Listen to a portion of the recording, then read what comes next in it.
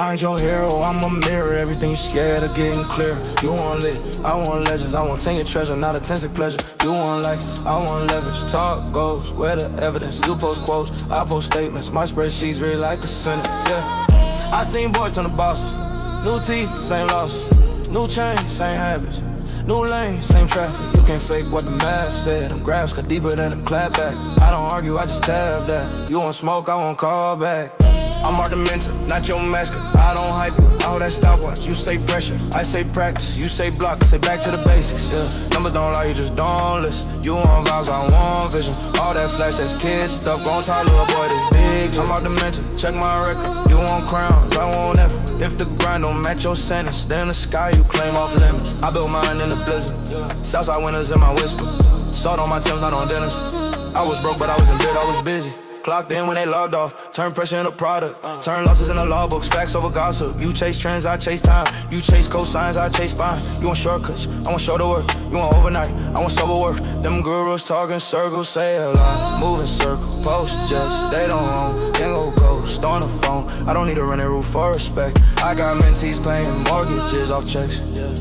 I got kids that went from debit into red to black cars, black suits, black ink on the pledge, yeah. I'm ornamental, not your mascot. I don't hype you, all that stopwatch. You say pressure, I say practice. You say block, I say back to the basics. Hey, numbers don't lie, you just don't listen. You want vibes, I want vision. All that flash, that's kid stuff. Grown talk, little boy, this bitch. I'm ornamental, check my record. You want crowns, I want effort. If the grind don't match your sentence, then the sky you claim off limits. You want a father or a fan, you want a plan or a scam, you want a blueprint or a brand, you want a grown man or a grand. I ain't here to hold your hand, I'm here to show you what you ran from. Been a coach that cut you so you come back built, nah, comfortable, yeah. I'm ornamental, not your mascot. I don't hype you, I hold that stopwatch. You say pressure, I say practice. You say block, I say back to the basics, yeah. Numbers don't lie, you just don't listen. You want vibes, I want vision. All that flash, that's kid stuff. Grown talk, little boy, this big trust. I'm ornamental, check my record. You want crowns, I want effort. If the grind don't match your sense, then the sky you claim off limits.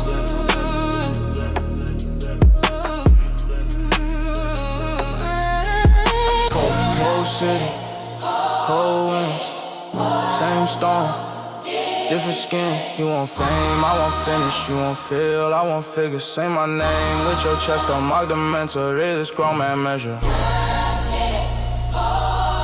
Yeah.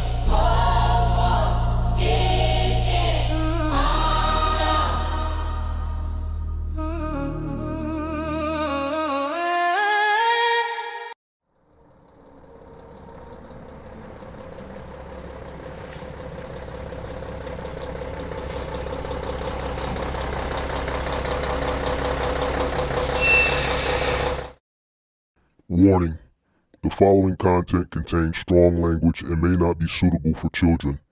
This content is primarily for adults, as this is a trucking channel and truckers have filthy mouths. Please don't tweak if I say.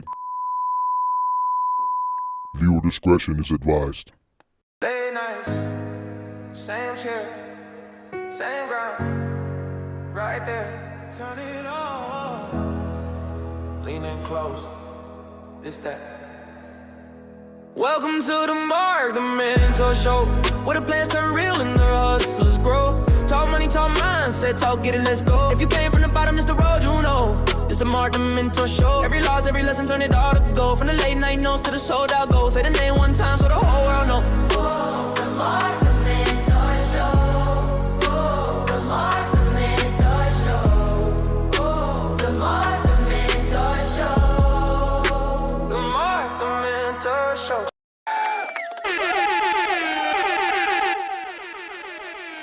Sweet. What's up? What's up? Happy Monday. Happy Monday. Come on in. Make sure you guys hit the like button, subscribe to the channel, turn on post notifications.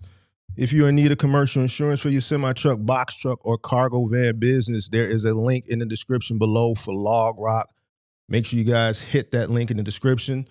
Up for renewal, looking for a cheaper commercial insurance solution for the next 12 months. If you're up for renewal, there's a link. There's also a phone number down there too. I know a lot of people just rather call. So make sure you click either the link or click that number, or dial that number, I should say, that's in the description below, to get a quote for maybe some affordable insurance. Obviously, it's going to change depending on who you are, your points, if you got points, your type of vehicle. But click the link. It's there. Partner to the channel. Come on in. Make sure you guys hit that like button. Subscribe to the channel. Turn on post notifications. How's everybody doing this Monday? How's everybody weekend go? We got 40-some people. We got 11 likes. That's 25%. Let's get the likes up to at least 50%. Come on, guys. Shout out to Pippi. Shout out to all the moderators in the building. Shout out to J Positive MGM gang member. Shout out to CTR Logistics. What's good? Representing South Carolina MGM gang member. Valise. What's going on? MGM gang member.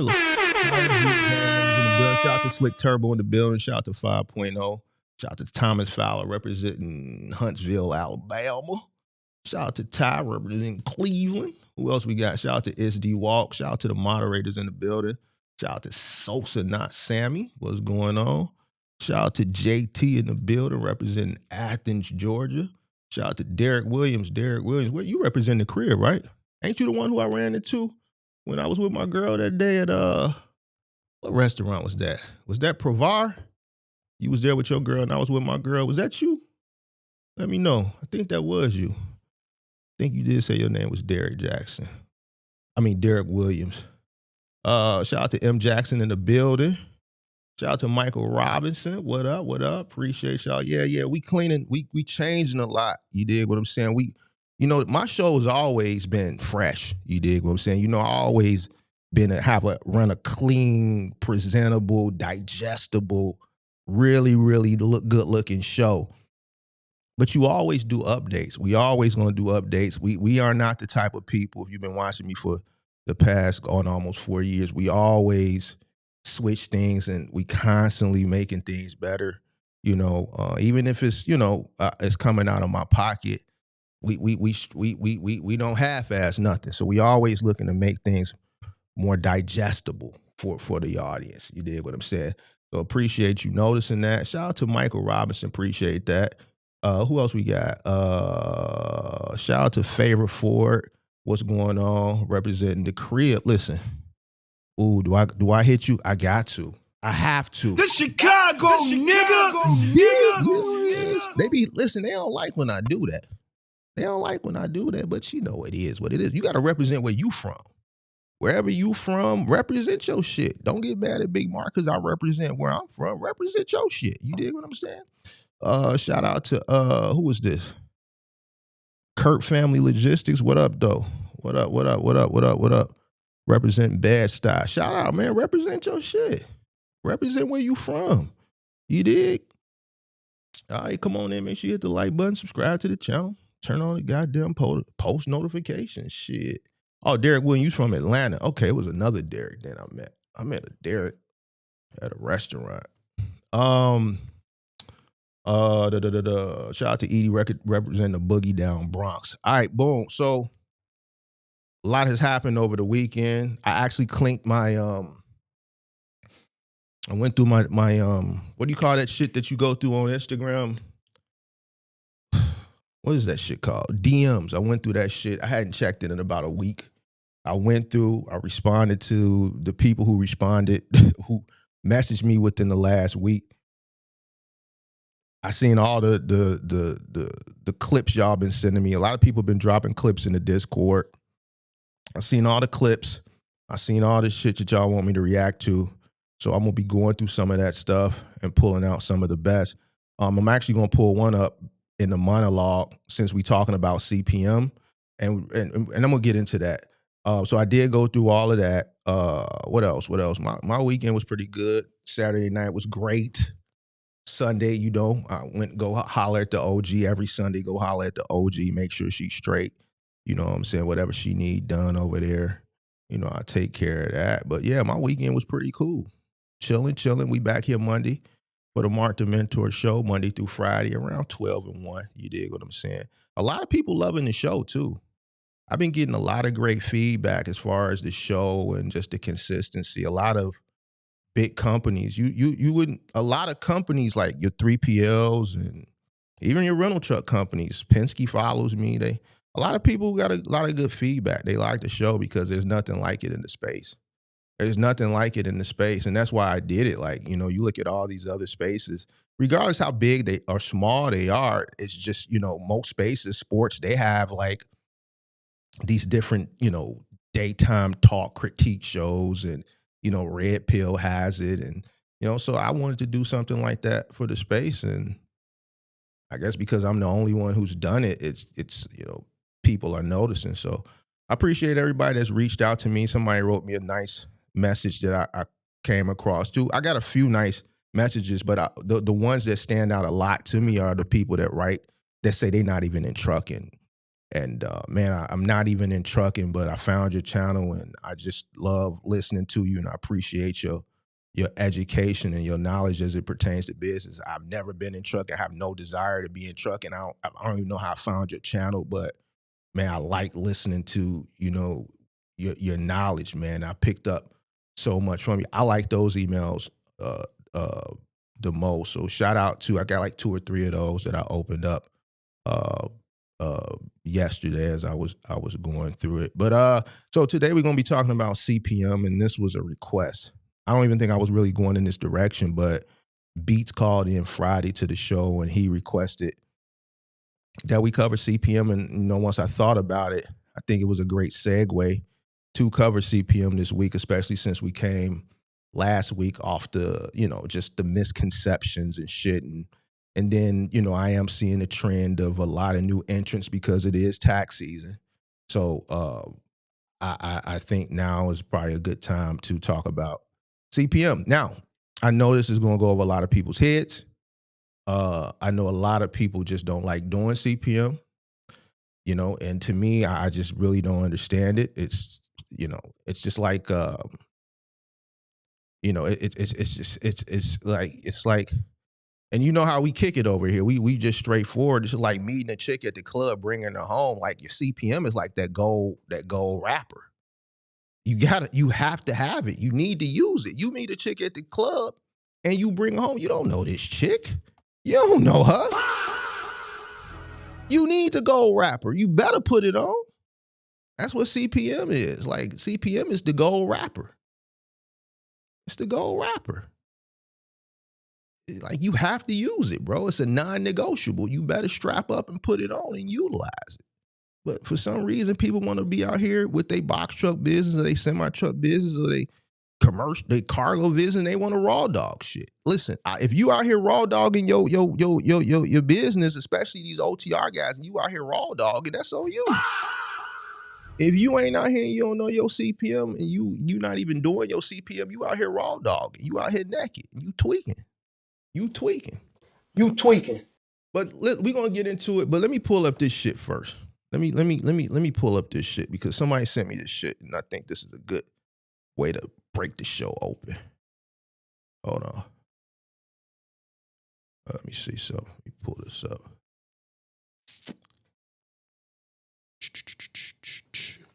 Let's do this. Let's get rid of that. Let's pull this up. Company and a Check. car rental company. Y'all can't even hear this shit. Hold on.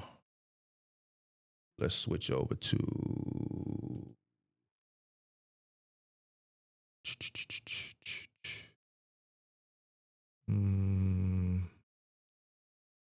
sound output. Let's go to Rodeo. Let's see some. Let me make sure y'all can hear it.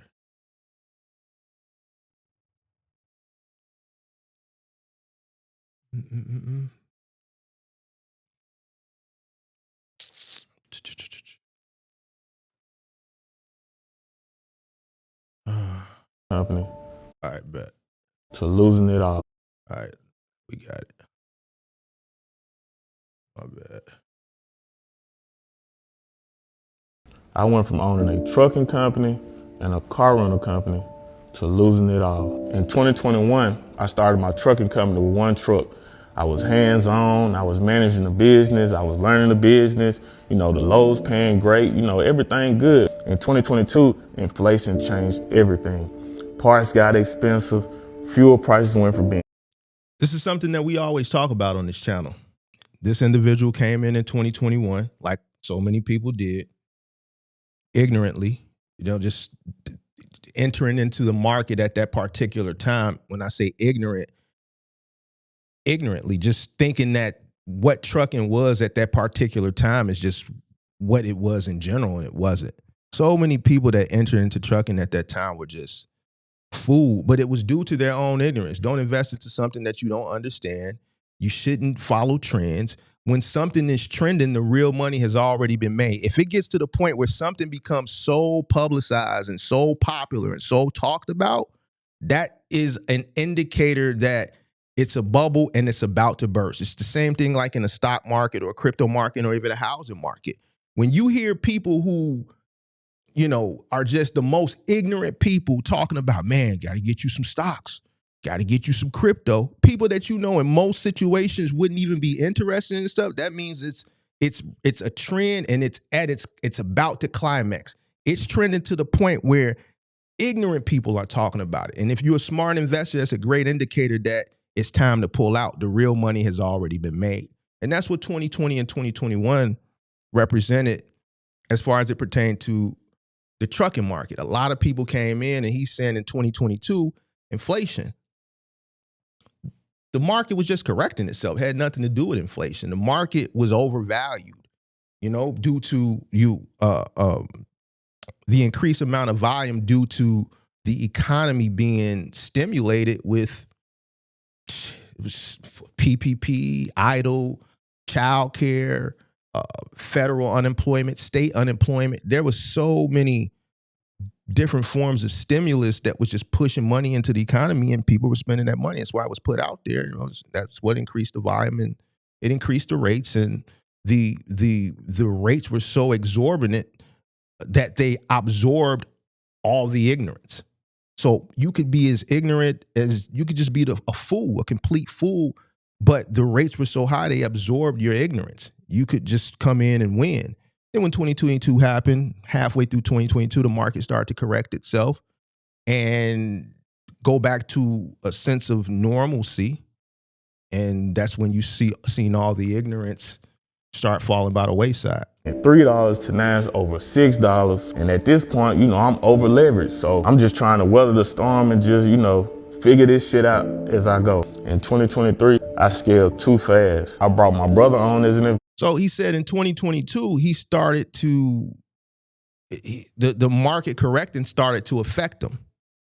So he wasn't doing good. And what do we always see and what do we always talk about on this channel? When things aren't going good, for some strange reason, I don't know why, people think the fix is to go get another truck. Listen, I don't know why. Like, to me, that's the craziest shit. I don't know why so many people think that the answer to a failing single truck operation is to get another truck. If you can't figure out one truck, what makes you think the second truck is going to magically equal success and profit? We see this shit all the time. Investor, we went and bought 2 more trucks, which I felt like were great deals at the time. I hired 3 drivers. So he went from failing in a box to one truck when the market started to correct itself, and he thought the answer was to go and acquire 2 more trucks. Out of the truck, the revenue went up, and I'm looking at the profit margins. I'm looking like, the fuck? But I'm being optimistic. The revenue went up, yeah, because he was operating 3 trucks at the time. So the revenue coming in, but then when he said the profit margin, he's like, what the fuck? Just because you're making more money doesn't equate to profitability, especially when you're not profitable in the first. You haven't figured out 1 truck. So what makes you think you're going to be able to figure out 3?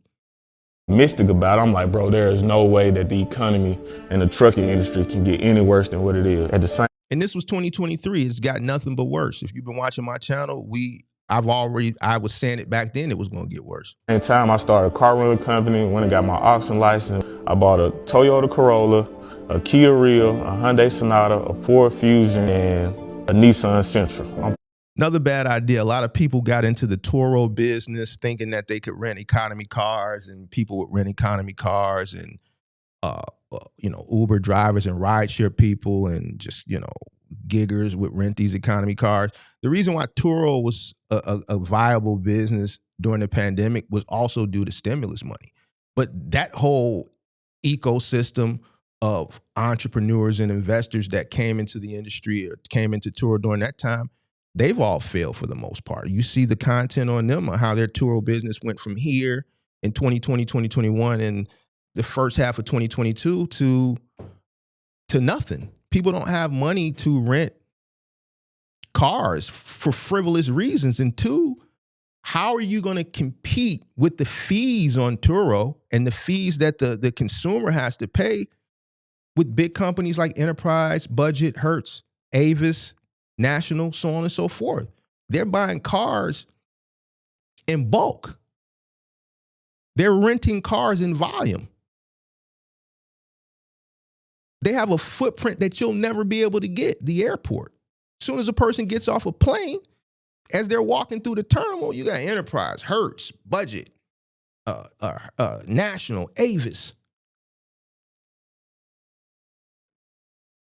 And it doesn't come with the excessive fees that Turo. So he entered one business ignorantly, he scaled ignorantly, and then he went into the car rental business ignorantly. So what I'm saying, and I'm stopping this because I'm reacting to it. Both businesses he invested into something he had absolutely no knowledge of. Never invest into something that you don't understand. Never.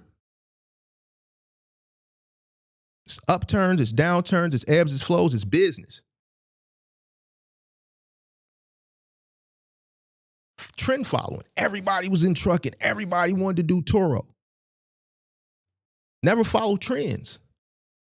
When something is getting real popular, the money has already been made. The best time to get into shit is when nobody's talking about it. When everybody's talking about it, that's when the real investors are selling. They're selling to the fools. It's called dumb money. When people are talking about shit, the trend, those investors that we call retail investors, we also call them dumb money. In order to be a buyer, there has to be a seller, and vice versa. I never follow trends. This is the reason why. This is the results that you get. We're early adopters. We sell to people like this. We take advantage. That's why I always say, and I don't know this guy, but he told his story, and this is I'm saying this from an educational because he's a great example of what I've been talking about on this channel all the time. So he's like a great case study of everything that I talk about. So I'm actually showing you someone of everything that I talk about, just like the guy with the lowrider semi-truck. So I don't want you to think that I just be up here talking and the shit that I be saying sounds good. Here's somebody that is a Picasso of everything that I be talking about.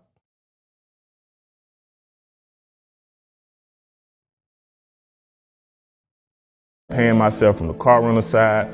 I'm doing little side gigs. I'm just doing whatever I can to prevent myself from paying myself from the trucking company. This is me taking accountability here. I lost focus. I was in a new relationship. I was trapped. Shout out to him for taking accountability. You know why? Because a lot of people blame everything but themselves, the economy and this, that, and the third. But let's listen. He said he was in a new relationship. What do I always tell y'all? When you building a business and people disagree, I've had these knockdown, drag out battles. You know my hierarchy. It's God, it's business, then it's everything else. People get upset. Listen, if you start a business, something's gonna be neglected. You gotta prioritize something, and if you're prioritizing the business, then everything else is gonna get neglected. So he said he was in a new relationship. He was traveling More. I was enjoying the freedom. Enjoying the freedom. What do I say about starting a business? If he started his business in 2021 and it was suffering, he scaled and that was still suffering. Then he started the car rental business Whether they were succeeding or whether they were failing, you were starting new businesses. And at the beginning is the most, most intricate, just most delicate times. Like at the beginning is when you're spending the most time with your business. So where's this freedom? Keyword, freedom. What was I saying last week? There's no such thing as freedom. There's no work-life balance when you start a business, especially at the beginning. Starting a business does not equate to freedom. Another reason why he was in this situation. You have the least freedom at the beginning. It's not as simple as putting drivers in a truck and send them on their way. There's no such thing as this is not a turn. Like, this is not a turn. The only way you're going to be able to come into this industry and not have to deal with the day-to-day is if you can afford to put somebody in a leadership position, which means you're going to have the money to pay them handsomely, and you're going to have to be you're going to have to be cash flow heavy to the point where you understand you're not going to probably see a return on your investment probably until maybe 5 years. You're paying this person to get you to profitability, and you're sitting back waiting with the understanding, we're not going to see a profit maybe 5, 6, 7 years. Most people that are coming into this business, they don't have that luxury. They don't have that type of capital. So when he was saying enjoying the freedom, he had a new chick, he's traveling, he's not focusing on what he should have been focusing on at the very beginning, early stages, which was those two businesses that were suffering in the first place. Really having to answer anybody. And I was loving the fact that I was moving around on my own dime instead of really just locking in and like focusing on like tightening up my operations. The final mistake was my business structure. I had all of my car rental vehicles under my trucking company's EIN number. What do I always tell y'all about separating your entities? I always talk about it. You got this company over here. You got this separate company over here. God forbid somebody hits and kills somebody in the trucking business. They're coming for you. Now, if you got all your investments, your other business and everything tied up under this LLC, y'all love these LLCs. Now they got access to everything. Everything is on the table.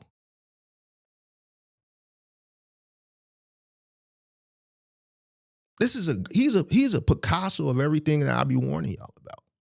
We're going to have to bookmark this. We're going to bookmark this one. We're going to bookmark this. We got to, just in case. We're going to reuse him over and over again like we use the lowrider truck guy. So when the trucking company failed, I had to close down both businesses. And now I'm carrying all this debt on my shoulders. So I made the decision to file for bankruptcy and start completely over. And that's the reason why I started saying, y'all build with it, brick by brick. So he filed for bankruptcy, and now he's telling people to build brick by brick, which is basically foundation, starting with a foundation, not starting way up here, starting down here like I try to tell people to do, brick by brick. This is a great story. Shout out to this brother. We're going to bookmark this brother, and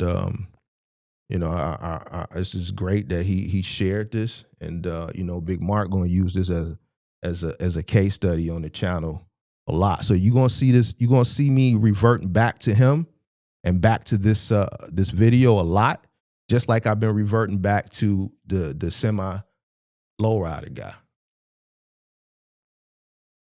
All right, so let's get this show on the road. Today is CPM day. And this is because of Mr. Beats. He wanted me to cover CPM, so we're going to cover CPM today. And we're going to go over the formula. And, I'm going to cook up a little short lecture. It ain't going to be long because I just feel like this shit is cut and dry, and I just don't understand why people don't do it. It's crazy. It's like going in a chick raw. Listen, I'm sorry. If you ain't got your CPM, that's just like going in a chick raw. You raw dogging your business. I don't get it. You're going to get burned. The likelihood of you getting burned is high.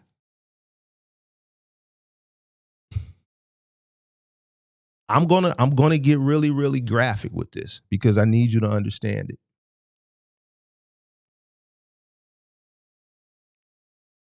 You're gambling. Just like the analogy I just gave you with hitting the chick raw that you don't know that you met at the club. You gambling with your health. You gambling with your freedom. You gambling with your life. In this case, you're gambling your business. If you don't know your CPM, you're a hustler. You're not a business owner. You're just like Buddy that we just saw. I can't classify you as a business owner if you're not doing what's in the best interest of your business. People think, oh, well, if I work hard, if I grind really, really hard, the business is going to be successful. That's not always true. There's back end work that you have to do. And the reason why a lot of people don't do, well, there's people that just don't know they're supposed to do it. But then there's people that do know they're supposed to do it, like we've seen have come up on the show more recently, and they don't do it because they refuse to measure reality. They don't want to hear the truth. They scared of the truth. So we're going to talk about why people don't do it. I want to talk about why it's a non-negotiable. I'm going to give you the exact formula like I always do. How, cost per mile, it just exposes the lies that you tell yourself in your head. A lot of people just be lying to themselves. And how it determines if you're going to survive or if you're going to fail. Have we had a person that's come up in the past almost 4 years that has come up for my help that's known their CPM? No. 100% nobody knows the shit. The reason why people fail is because they don't do it. That's why 100% of the people that come up here don't know it. I was working with a guy last week, or maybe 2 guys last week. They don't know it.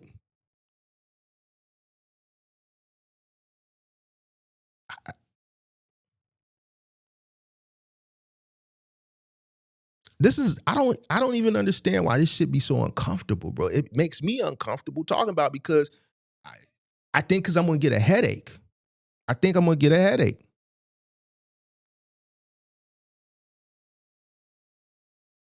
Most people come into this industry with a fantasy, a revenue fantasy, based off some shit that they seen on the internet. They see screenshots of these gross numbers for the week.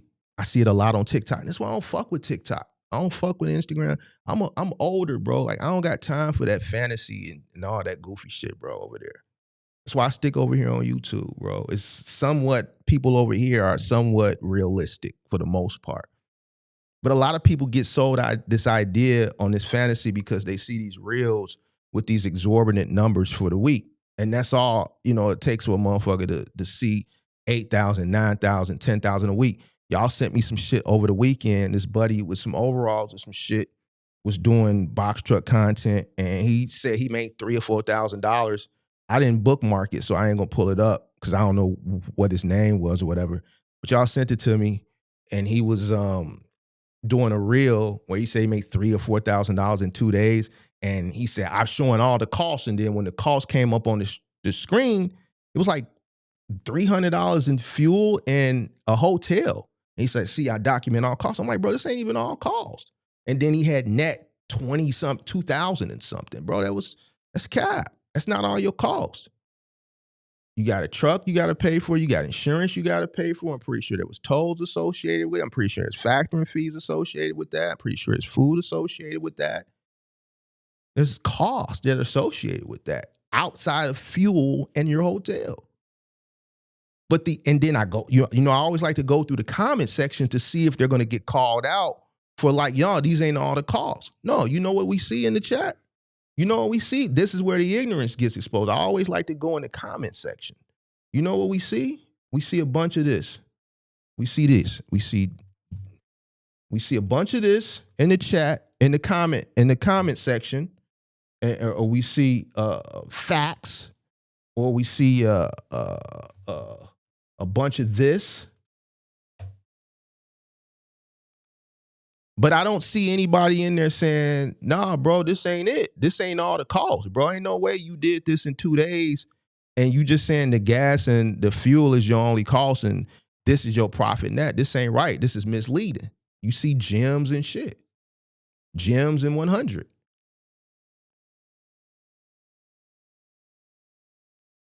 And I saw that on Instagram. And people believe that.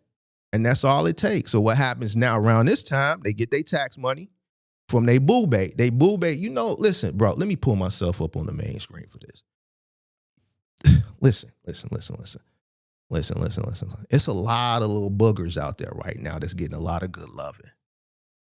It's a lot of boogers out there getting good loving right now. And they don't understand. They do, low-key the boogers, they know why they're getting the good loving right now. Now, we not gonna go into details on what a booger is.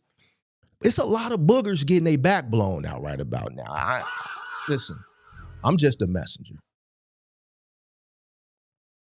They getting their shit blown out. Somebody telling them they love them. Right now. It's a man somewhere right now putting in work for the tax money. Hey, I just, we'll start this box truck business. And we're going to get this money. You're going to be my partner. It's us. It's us, babe. It's me and you. It's me and you to the world, babe. Blowing her shit back. Telling her this is why he blowing her shit back. He putting in that work. Man putting in that work right now. And she falling for it because she ain't used to getting it. In June, July, August, September, October, November, she ain't really getting no attention like that. December come around, she the coldest thing in the club. January coming, she getting love. In February, she getting good love. Yeah. I know it because I see the people. I see my old content with my PowerPoints and shit. I'm seeing the people that's commenting on it. It's following them. It's man.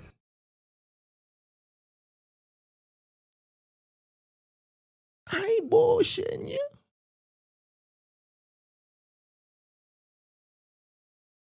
I ain't bullshitting you. So these is the people that's watching that shit. And they believe in, Boo Bae gonna give me a nickel. Boo Bae getting like 20 or 15 because she got 3-4 kids. Them ain't his kids. He don't give a she getting like 14, 15, because little Tawana down around the corner at the Jackson Hewitt, she told her she got her. So she gonna give him a nickel. He gonna go on here and rent the box truck. You know what he gonna do. And then he looking at this shit thinking he gonna make $2,500, $2,900 every 2 days. And then he putting gems in the comment section. But then he gonna end up like the buddy that we just looked at in the monologue. See, they don't do the CPM. See, the CPM kills the fantasy. That's all a fantasy. It's not reality. The likelihood of you grossing $9,000, $10,000 a week in a box truck is a fantasy. They don't know that until they get their feet wet and they get in. CPM ruins that fantasy because it asks a question.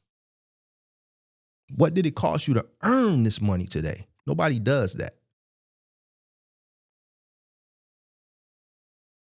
People don't avoid it because it's hard. They avoid it because I thought because it tells the truth, but when I'm starting to come to the realization, a lot of people just don't know arithmetic. And if you don't know arithmetic, man, you shouldn't be starting a business where numbers is involved. I'm just telling you what it is. Don't shoot the messenger, big dog. Don't shoot the messenger. Number 2, a lot of emotion. We talk about emotion because we see it all the time, all these emotions. Emotions is just something that's really fucking people up out here in these streets, especially when it comes to business. You hear people say, well, I already paid for the truck, or, I don't got to pay for the maintenance. The maintenance is included in the rental, and insurance, I only pay that once a month. All this dumb shit that don't make no sense. Fuel varies, so I don't count that. I don't count the factoring fees. All this dumb shit that we hear people say. And that's not accounting. That's just ignorance. Just like the shit that I'm referring to. I wish I knew who sent me that. I would go through it, but I don't want to waste time looking for it. But people just put up the fuel and say net profit. That's ignorance. That's not accounting for all your costs. And that's why so many people fail. It's ignorance. I can't even say that's based off feelings. That's just plain fucking stupidity, to be honest with you. I don't.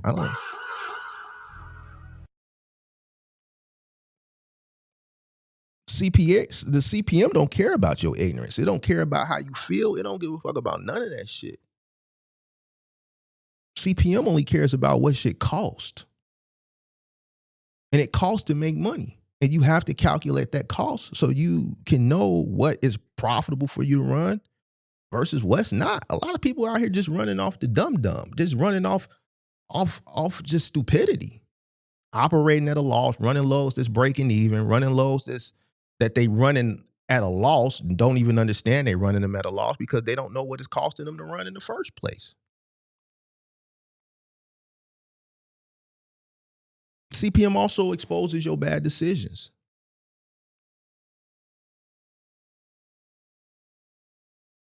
Buying overpriced trucks. We see this happen a lot.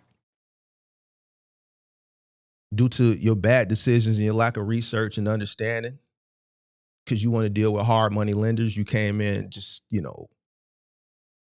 with not enough soldiers. So bad financing. Running unprofitable loads because your cost of operation is a lot higher than what the market is dictating right now for rates, but you don't know that because you don't know what it costs you to run. Scaling too fast, like we see so many people do, including the case study that we saw in the monologue. Thinking that, well, you know what, one truck ain't doing it, so if I get another truck or two, then that should take me to the promised land, not realizing that you're just duplicating whatever you got going on in the first truck. Poor maintenance. A lot of these guys just don't even get PM, so they have more frequent and more consistent breakdowns because they're not running profitably and they don't understand why. So they're not doing their PMs when they should be doing them because they don't have the money to do them in the first place because they're not making any money. So instead of people fixing the business, they start to attack the math. They start to say shit that don't make sense, like stop taking cheap freight. They start to blame other owner-operators for taking cheap freight. What have I exposed? Everybody that says that dumb shit doesn't know what it even costs them to run. How can you say somebody else is taking something when I ask you the question, what's your CPM? They don't know. Every single person that has come up that said that, you already know how I'm coming with it. The next question. I don't give a fuck about a cost per mile. And they don't know. I don't give a fuck about a cost per mile. Person that knows their cost ain't worried about what the other person got going on. Person that knows their numbers, the last thing they focused on is what everybody else is doing. A winner is focused on them. Winners don't focus on other people. I never seen one winner that was focusing on everybody else. The reason why people win is because they too busy focusing on themselves to get them to a place of winning. You see LeBron, he focuses on himself. He spends a lot of money on his body and conditioning so that he can still compete at a high level at this older age when most people would have retired by now. Jordan, you seen him focusing on himself. Tom Brady, he spent a lot of money in conditioning his body. You don't see these people worried about what other people are doing. There's always going to be people that do foolish things. There's people that do foolish things out in the world outside of business. There's somebody out here right now committing a crime. That ain't got shit to do with me. You worried about what anybody that worries about, listen, I'm just calling it in. And you already know, Big Mark say, anybody that worries about what other people do to me in business, like man, let's I guarantee you not doing that great.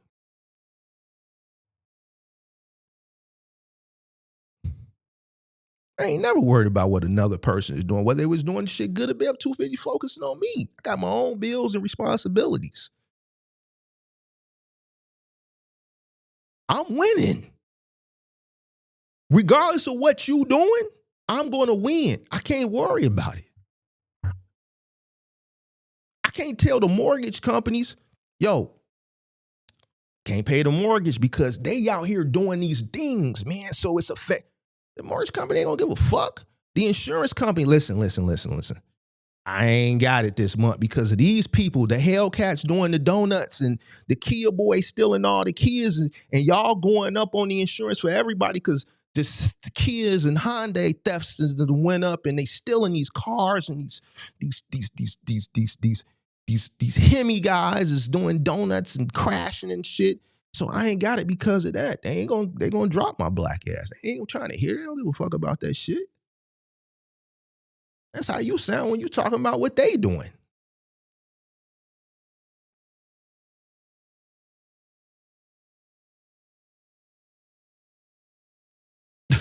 It don't make sense. You making excuses. And this is why we can't really honor you.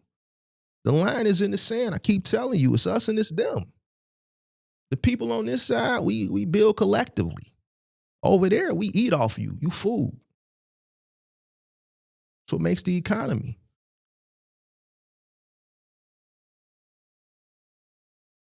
You want to remain ignorant? Remain ignorant. Or you can do what you got to do to come on this side of the line, holding yourself accountable and doing what you're supposed to do and understanding your cost.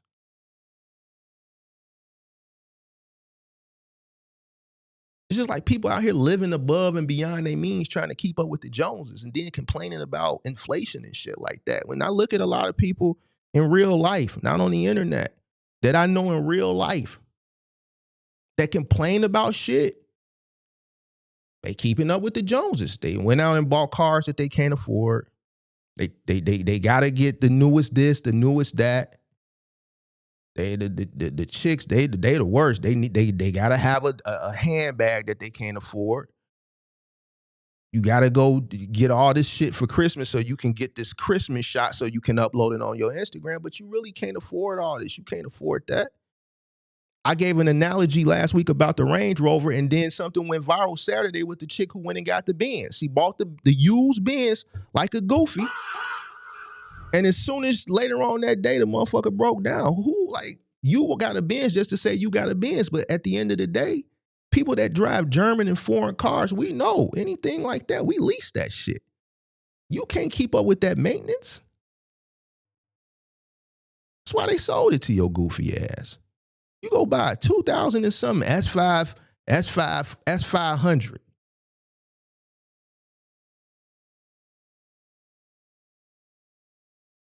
Then now you crying, and that's what's making you go viral because you can't afford the maintenance.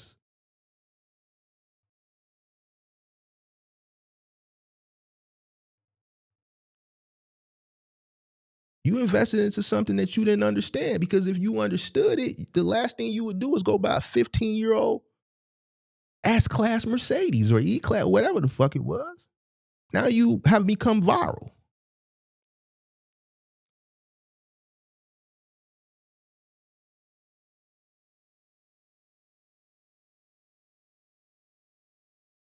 Instead of fixing the problem, living within and beyond, living within your means, accepting reality. Not trying to keep up with the Joneses. Accepting reality. If you want more, you have to do more. You got to work harder, but still live within your means.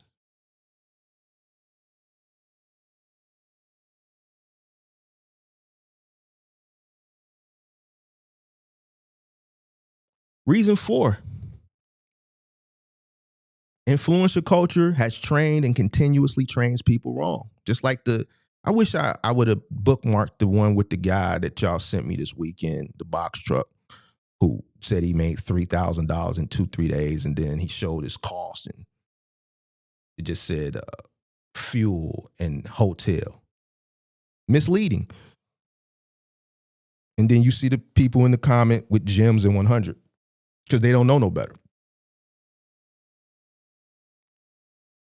That's as far as research people go now is revenue screenshots. That's what matters. A revenue screenshot of $8,000 made in a box truck and $2,000 in costs. I made $6,000, and they believe that shit. And then they some man right now go find him a big girl. Want you back that wobble with me. And he putting in work. That nigga putting in work right now, bro. He putting in work to get her tax money. And he gonna blow that shit. He ain't gonna make it. He gonna fail. Cause he one of the ones in the chat talking about gems. Lifestyle flexing.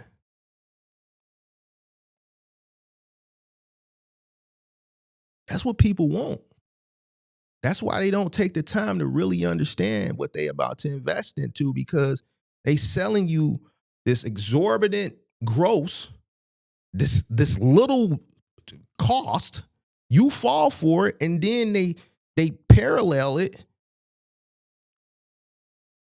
with this lifestyle shit, because that's what everybody wants now. Everybody wants immediate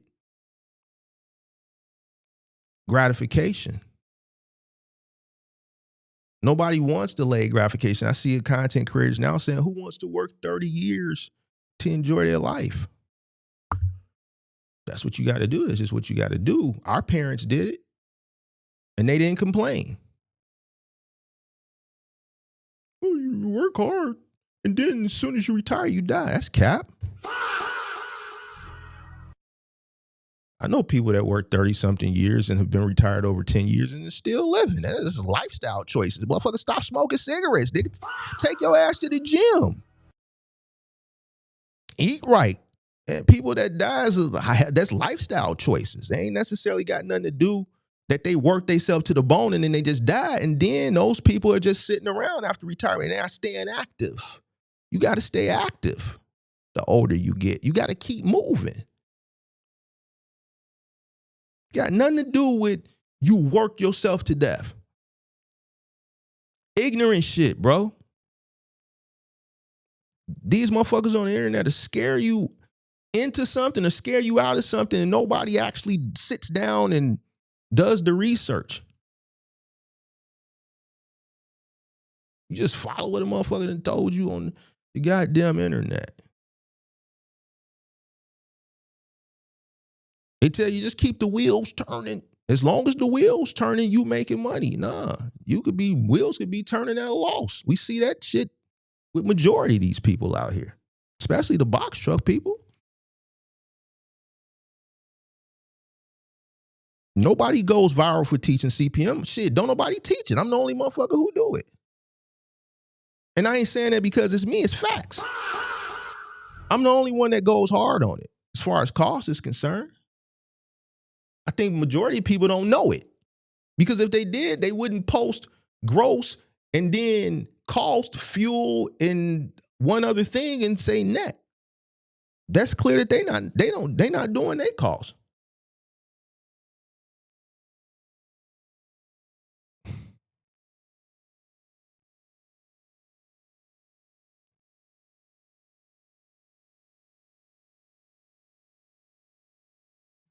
Only Big Mark do it.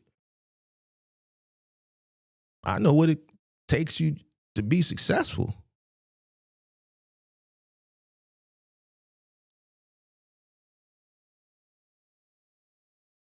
CPM is that line in the sand that I always talk about. On one side, you're going to have the people that win and survive. The other side is casualties. Which side you want to be on? It's a non-negotiable. It's not optional. It's not even advanced. The formula is really, really simple. Really, really simple.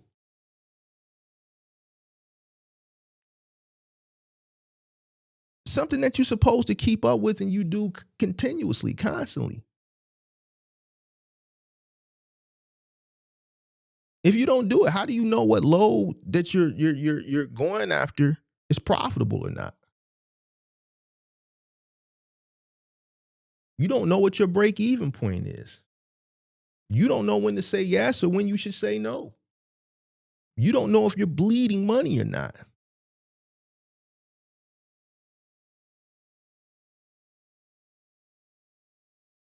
You're constantly chasing after revenue, that motion. That's no good if you don't know your CPM. Your CPM is what's going to help you to survive.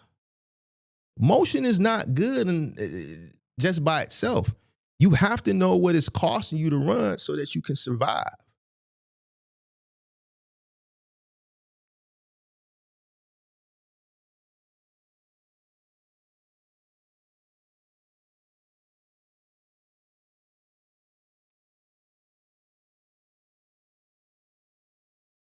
It's crazy that majority of the people that are in this space don't know it or don't do it.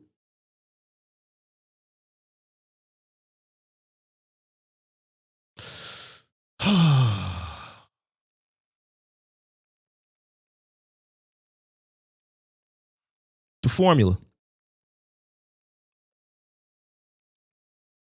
Simple.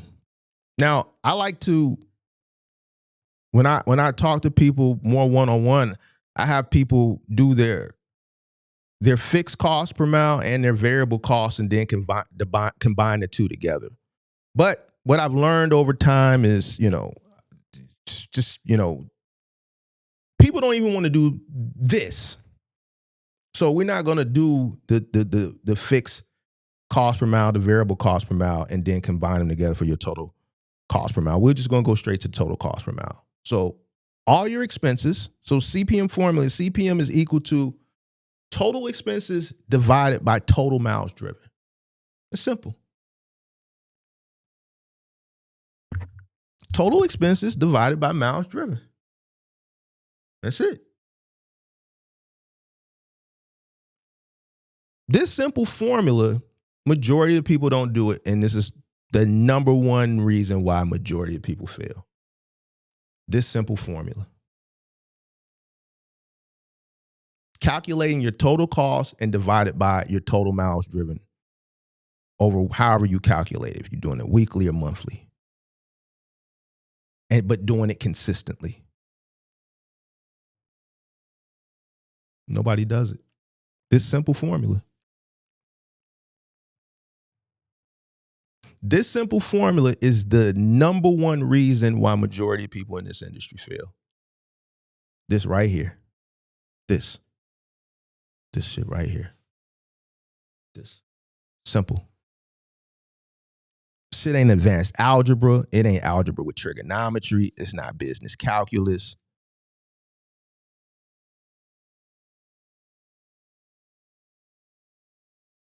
Total expenses divided by miles driven, total miles driven.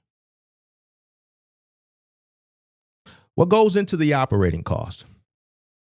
You got your fixed cost. Your fixed costs are things like your truck payment or your rental because they're fixed.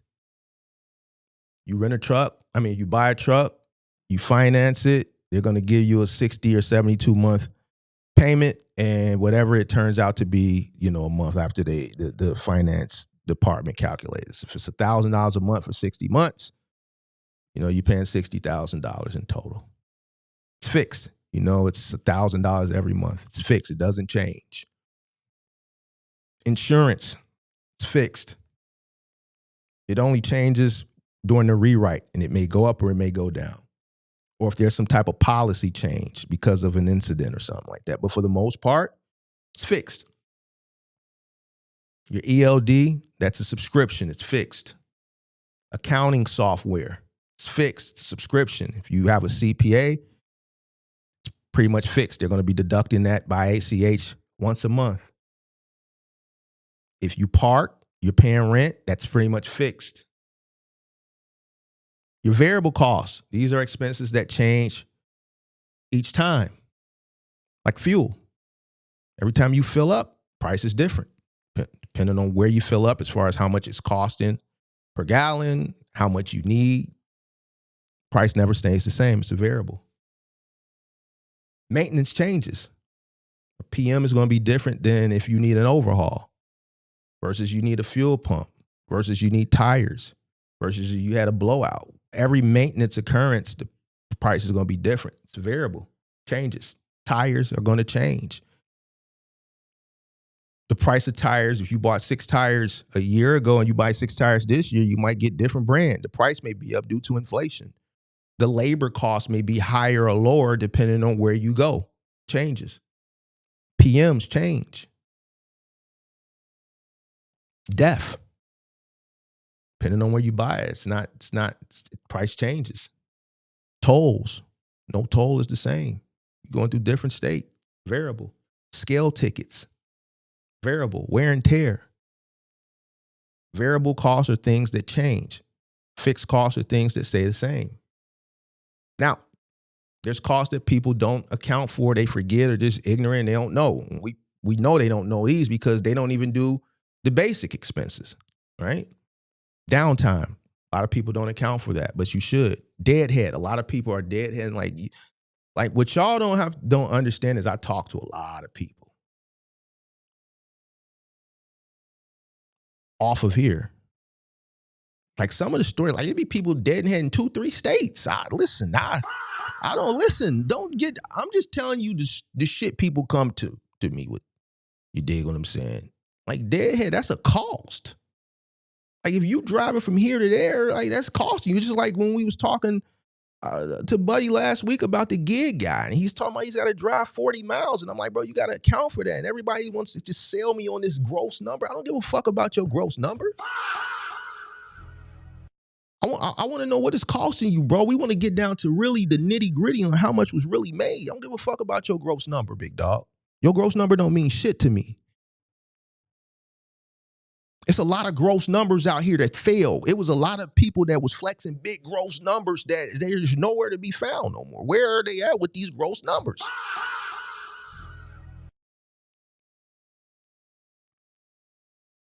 Deadhead miles.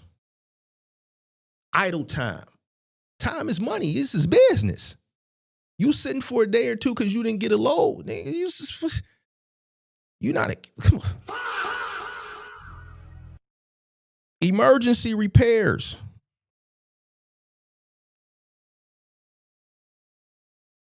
It's a lot of things people don't account for.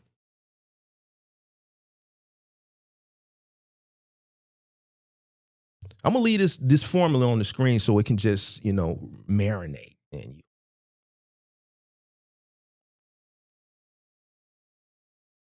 I'm gonna leave it up here so y'all can just look at it. Let's do a mock. I'm gonna make it simple. This is not a realistic, but I realize a lot of people don't do the math. I realize a lot of people don't understand math. So what I'm gonna do is I'm gonna give you an example. It's gonna be a very basic example. The numbers may not be realistic, but I want to do an even number just so you can understand. Say your truck payment is $1,800. Your insurance is $900. Over a period of time, your fuel is $3,600. We're calculating a hypothetical CPM. $3,600. Let's say your maintenance reserve. So we had $1,800 plus $900. That's $2,700. Fuel $36. Maintenance reserve $1,200. Let's say miscellaneous expenses $500. So now total fixed cost is $8,000. Total cost is $8,000.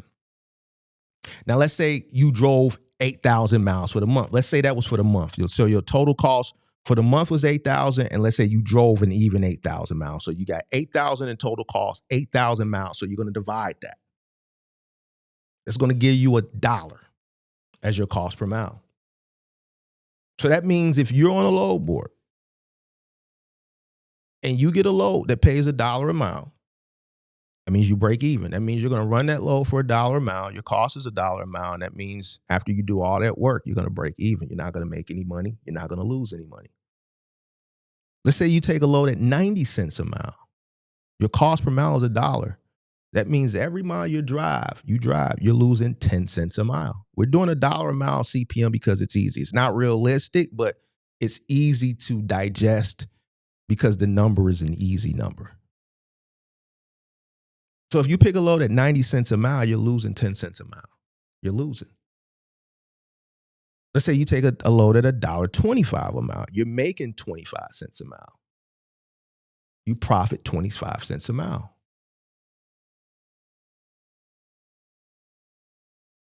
This is why I say cheap freight is not a real thing. People that say that shit, 100% of the people that say that shit don't know their cost per mile. And I proved it. Because everybody that comes up here and says it, I say, what's your cost per mile? And they don't know it. Nothing can be cheap if you know what it costs you to run, because you're not even looking at the shit that you will be complaining about. You're complaining is because you don't know why you're not winning. And to be honest with you, how can it be cheap if you're losing? That makes it fucking expensive. How can something be cheap if it's costing you to run? If something's costing you to run, if you're doing something at a loss, how is it cheap? Sounds pretty fucking expensive to me. Because you're paying for it. So how can it be fucking cheap? If it's costing you, how the fuck is it cheap? It's expensive. And it's expensive due to your own fucking ignorance.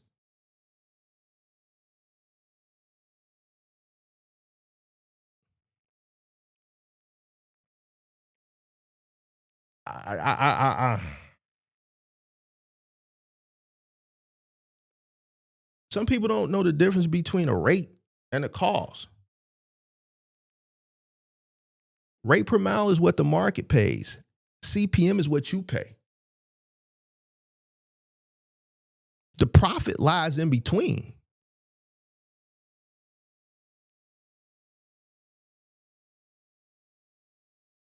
If your CPM is $1.05 and you accept something at $1.10, I mean, you're making 5 cents, but you're really just surviving. Like, you're not really profiting a lot. It's like a temporary survival, but the profit lies in between your rate and your cost. If you understand your cost, which we see most people don't, because they don't do the math. And that's why CPM exposes why so many people fail. They ignore it. They break even or they operate at a loss without realizing it. When maintenance hit, they don't have the money because they've been operating at a loss because they don't know their cost per mile, so they haven't profited anything to pay for whatever the repairs is that they need repaired. They say, oh, here's another one. A lot of people say, well, man, Mark, I got $20,000 credit card. And you know what a lot of people do when they don't know their costs, when they come in the beginning? Those credit cards start to fill the gap. They start using their credit cards. We've seen real case studies that people have come up on the channel. They start to use their credit cards ignorantly, and those credit cards fill the gap until they max out. And then that's when the problems hit. The credit cards start to fill the gap. The truck goes down and that's it. Business collapses. And then they go back to those same individuals that they put gems and 100 emojis in, and then they say, man, trucking is dead. Or they make content like the one we saw in the monologue, but we got to give that guy credit because he held himself accountable. He admitted to where he fucked up at. But you see a lot of content where people come back and they say the trucking industry is trash. And to me, the trucking industry is just like any other business. It's competitive.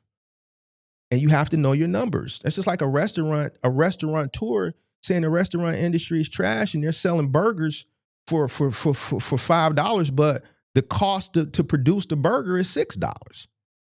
From the labor down to the buns, the patty, the tomatoes, the pickles, the mayonnaise, the mustard, the ketchup, the wrapper, the bag.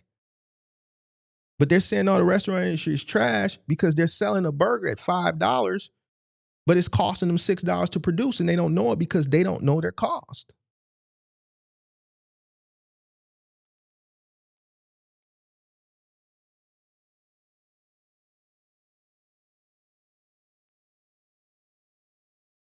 Then it becomes reality.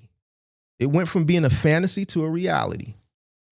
When they should have looked at it from a reality in the first place by understanding what they were investing in and doing the math. You need CPM to make the decisions. What load to take, what load not to take. When to renegotiate contracts. When to raise your rates.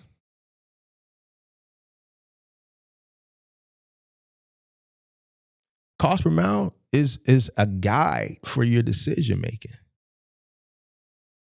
If you're calling a broker every single day and you don't know what your operation cost is, you're a fool.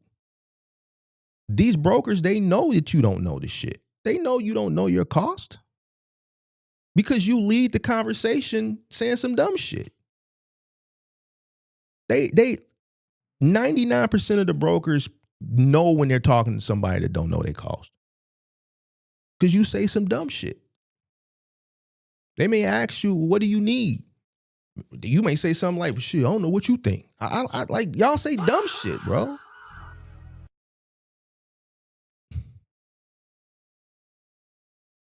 So they take advantage of you, and then you come back to the internet and say brokers are thieves. Can't nobody take, listen, I'm from the crib, bro. Can't nobody take advantage of you unless you allow it. It's facts. You can say no. How can somebody take advantage of you over the phone, bro? Like, listen, bro, that shit is the goofiest shit I ever heard in my life. Some motherfuckers out here right now getting strong arm robberies. Some motherfucker right now somewhere in America, a motherfucker pulling a big ass 40 on them. They may not have a chance, bro. They might have to just go ahead and lower it, man. You got me, big dog. What you run them pockets? In a situation like that, they may not be able to control the situation. The person with the gun is controlling the situation. How the fuck you get taken advantage of on the phone, big dog? If you got taken advantage of on the phone and then you come back to the internet saying the broker took advantage, man, get your goofy ass off my line. Goofy as hell. You on the phone. You let somebody stick you up over the phone, big dog? If a motherfucker stuck you up over the phone, that means you didn't know what it cost you.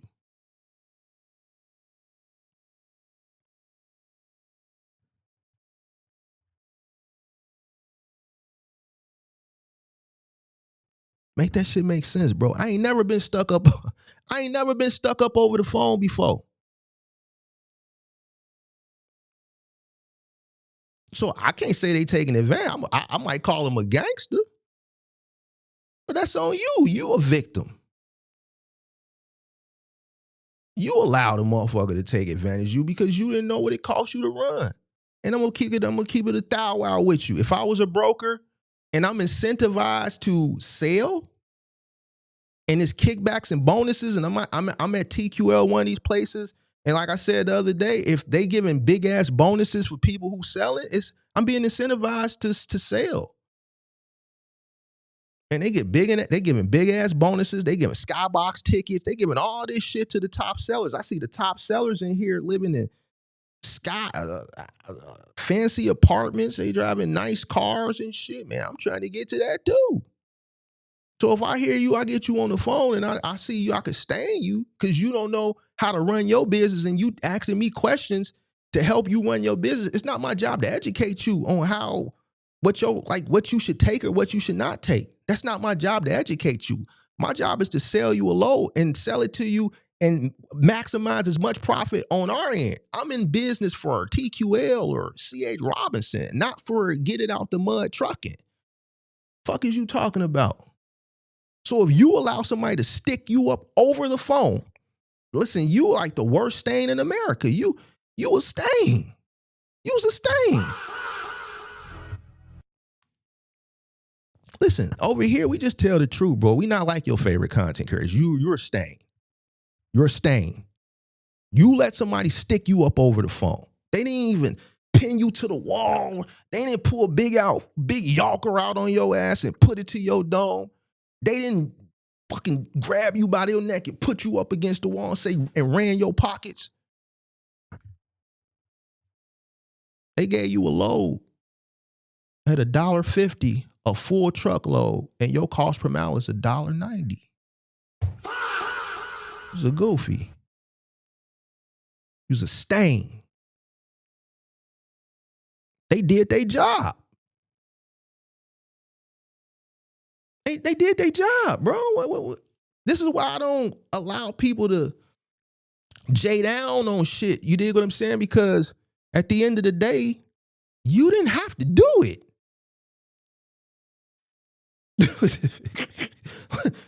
You didn't have to do it, bro. Motherfucker ain't got no gun to your head, and you just ain't got no choice. You could just hang up, bro. Like, what the fuck we talking about?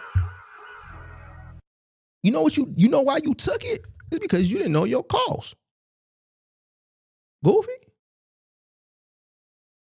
I don't give a fuck about a cost per mile.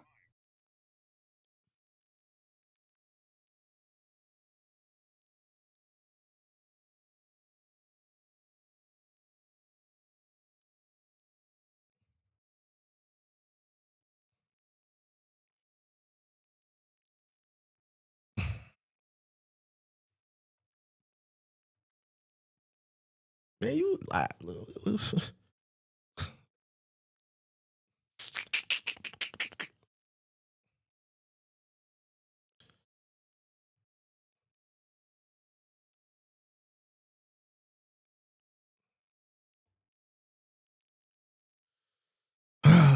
I don't shit. I don't, you let somebody stick you up over the phone, bro. Like, that's it. I don't got nothing else to say, bro. I done gave you everything. I done gave you the lecture. I done gave you the formula. That's it. The number is open. If you want to call, I ain't got all day today.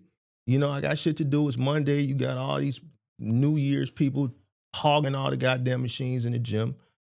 So that's it. I mean, it's cut and dry. And whoever want to call, you can call.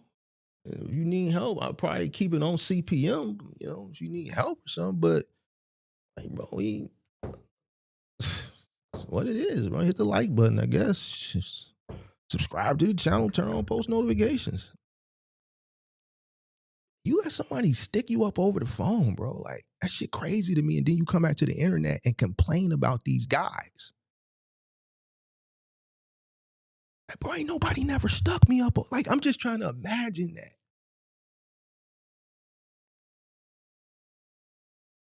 Hey, man, run this load for $1.50. You think it's okay? You think it's a good load? Yeah, it's $1.50. I mean, this what I'm not really making that much. I'm pretty much giving you all. Oh, okay. Whole time your cost is $1.90. Then you didn't do all this shit, and then you realize you did it at a loss, and then you come back saying the brokers. And how the broker? You did it, goofball. What are you talking about? Hello. Hey, what's going on, Mark? How you doing? What's up? I got an issue with this, kind of this topic here. You got an issue with the topic? Not the topic in itself, but what these brokers are doing, pretty much cornering people and God, here we go. Come on, tell me what you got, big dog. Come on. Nah, listen. I run partials, right? And I had a great month of January. And these last couple of days just trying to book loads, I've been pretty much denied loads.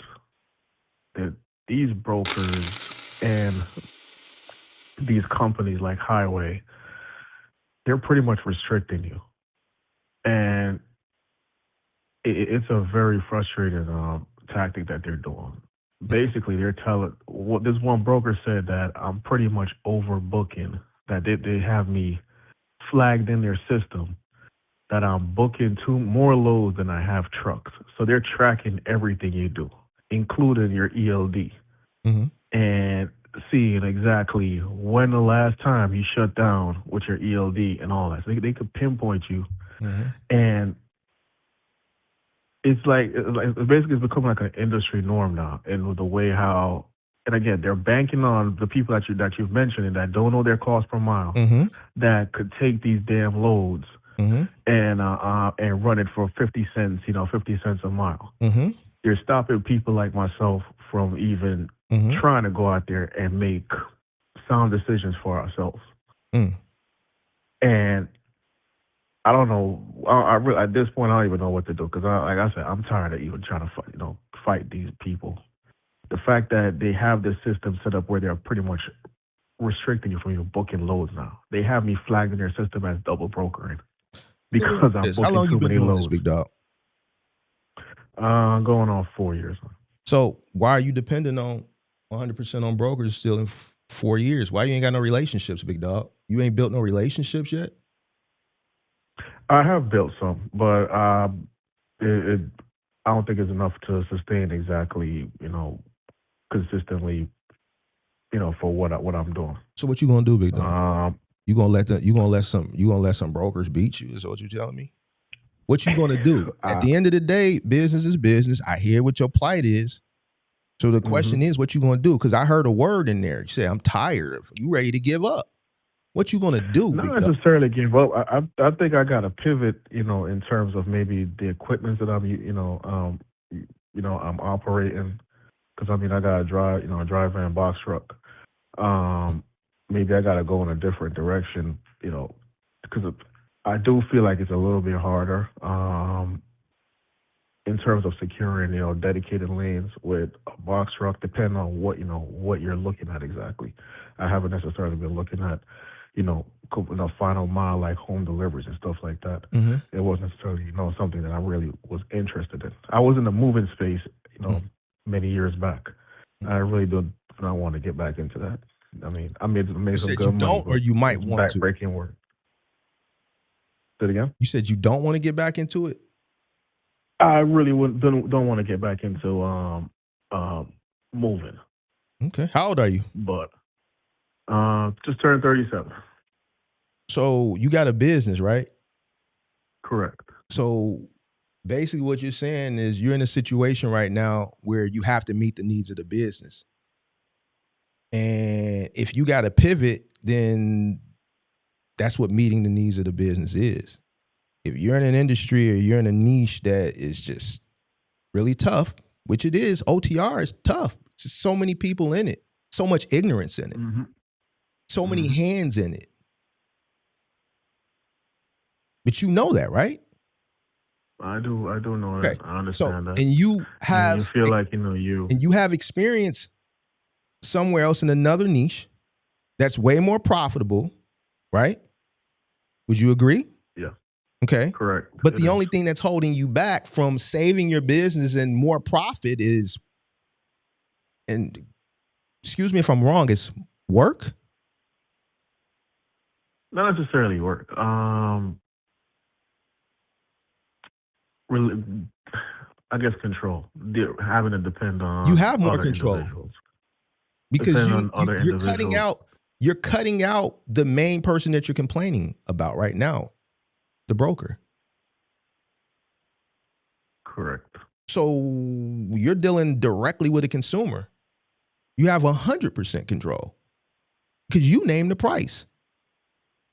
Your price can scale with inflation. Your labor can scale, and you pass that along to the customer. There's no middleman that's eating off of you before you. There's less competition. So what are we talking about, big dog? And you talking to a household goods guy. So you already know I'm not finna like, yeah, dog, I feel you. Right. You know, my body went through it. Oh no! Listen, I did it. I went through it. I actually, had surgery as well. So I had L4, L5 back surgery. So that was the main reason why I didn't want to go back into that that field. All right. So what are you gonna do? What are you gonna do, big dog? You can go household goods. Listen, you can go back moving and just be on the truck. You can hire 2 guys. That's an option. Don't do the heavy lifting and just be on the truck as a 3rd guy and just finesse it by just being a loader on the truck. There's ways around it, big dog. There's ways around it. But here's what I'm saying, bro. And I'm just keeping a buck with you. And you sound like you watch the channel a lot. When you start a business, there's a lot of sacrifice. I talk about the pandemic. I had to get back out in the field after 7 years of not being in the field, just sitting in an office. Those last 3 years were worse than the first 3 years when I was out there. Why? Because I was 10 years older. And I beat myself to shit. Some people disagree with it. But when you start a business, you sacrifice for the betterment of the business. You have to meet the needs of the business because nobody will meet the needs of the business for your business other than you. So do you want a successful exit or do you want a non-successful exit? Definitely want a successful one. All right, so then that may require more sacrifice. But that's what you sign up for. You've had surgery. I got a bad shoulder. People make fun of it, but these are people that wish they were where I'm at. Right. It's part of the business. That's just like being a boxer. You make millions of dollars or a football player, you might get CTE. If you do what you're supposed to do with your money, you're set for life, right? But that was the sacrifice, taking those hits. So you got a truck, you can pivot. You can go into, what market are you in? I'm in the Atlanta market. You're in Atlanta. Have you looked for local curbside, mixed pallet, dock-to-dock opportunities? I have not. So what are we talking about, big dog? There's options out there for you. Complaining ain't one of them, big dog. I mean, listen, you're 100% right. Complaining is definitely one of them. It was just more of like pointing out just the complete utter bullshit. Bro, come on, bro. You're from Atlanta. Listen, that's just like complaining about the stick-up man. You complain about one, there's another one. There's 50 million more out there. Right. This shit ain't gonna never stop, bro. Like you a boss, we don't complain about. I say it all the time. My OG told me this shit yesterday. She always say this shit. You can't worry about shit that you can't control. You'll worry yourself into an early grave. You know why?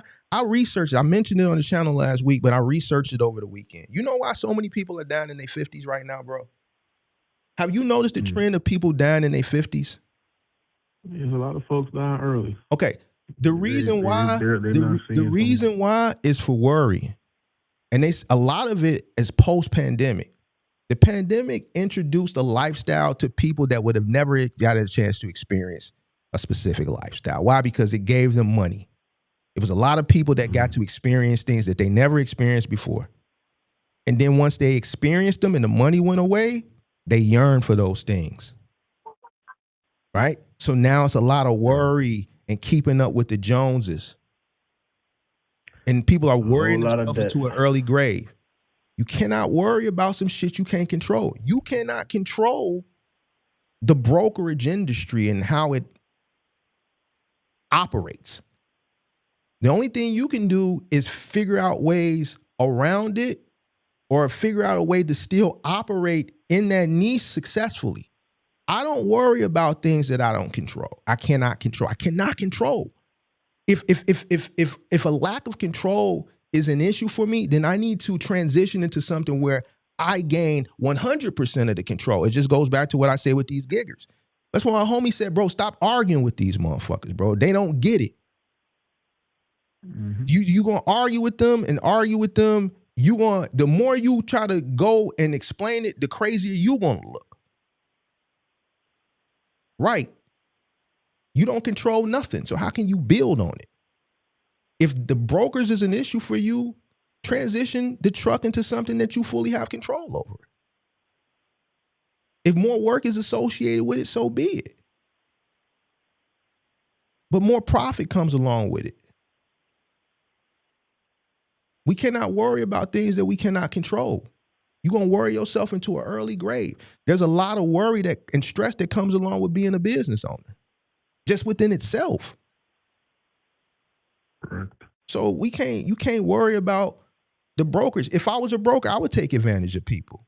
You know why? Because that's what the job entails. It's not unethical. It's not a broker's job, and you said it, to educate you on how to run your business. It's not a broker's job to help you understand the cost for your business.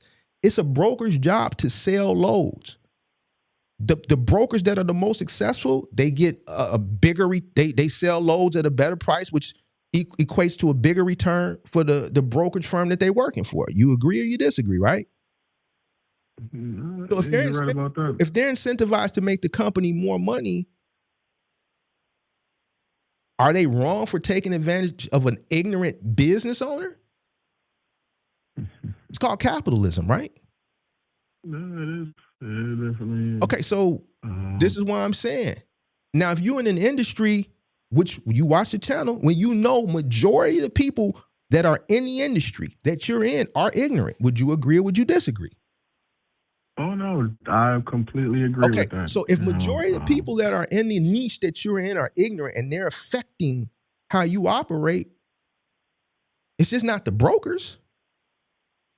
It's the ignorance of your peers that's causing it as well. Would you agree or would you disagree? I would agree with that. All right, so then what we talking about? Issue this past Friday. So there we have it. Yeah. So what you gonna do? You gonna continue to operate or figure out a way to navigate in your niche? Or you're gonna transition your truck into something where you have less competition, you have more control. I like more control, man. I like less competition and more control. So then I think you got your answer, bro. Just a quick story, man. This past Friday, I had a load going from Norcross, Georgia, up to Murfreesboro. It's a hazmat load. I'm CDL, by the way. Mhm. So it was a hazmat load. And I had told the guy I'd do it for $1,500.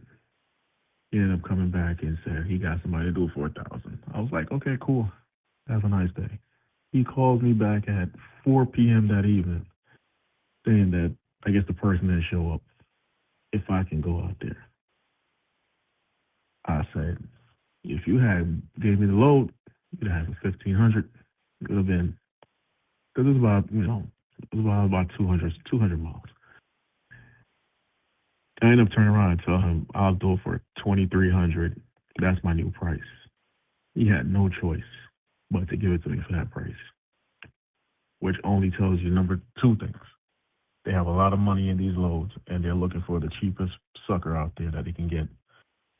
And two, you got to know your damn self, know your market. You got to know your market. You got to know your cost. But that goes back to what I'm saying. Everybody's going to, it's their job to, listen, it's their job to sell a load as cheap as possible, bro. That's their job. It's just like if you're a robber, you understand what you're getting into as a criminal. You also understand that it's the cop's job to catch you, right? So as a criminal, you know, yo, I'm a criminal, and when I come across a cop, I can't get mad at the cop for chasing me because that's their job. If you got a brokerage firm like C.H. Robinson or TQL, it's their job to be profitable. They're shareholders, bro, that want a return on their investment. This is why I don't look at things. This is why I educate people to think logically instead of ignorantly. You can't look at it from an emotional perspective. They have shareholders, bro. No, you're absolutely right about that. Do you think a shareholder gives a fuck if you operate at a loss or not? Yeah, they don't care. Why should they? They're looking for their money. Exactly. Somebody said in the chat, is it unethical? No, it's not unethical that you don't know what you're investing in and you don't know your cost. It's a negotiation. You can say yes or you can say no. Nobody put a gun to your head and said, run this load.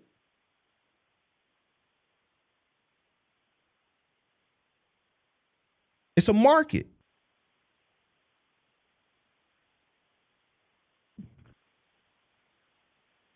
Definitely is a market. So, and the market is going to go up and down. It's volatile.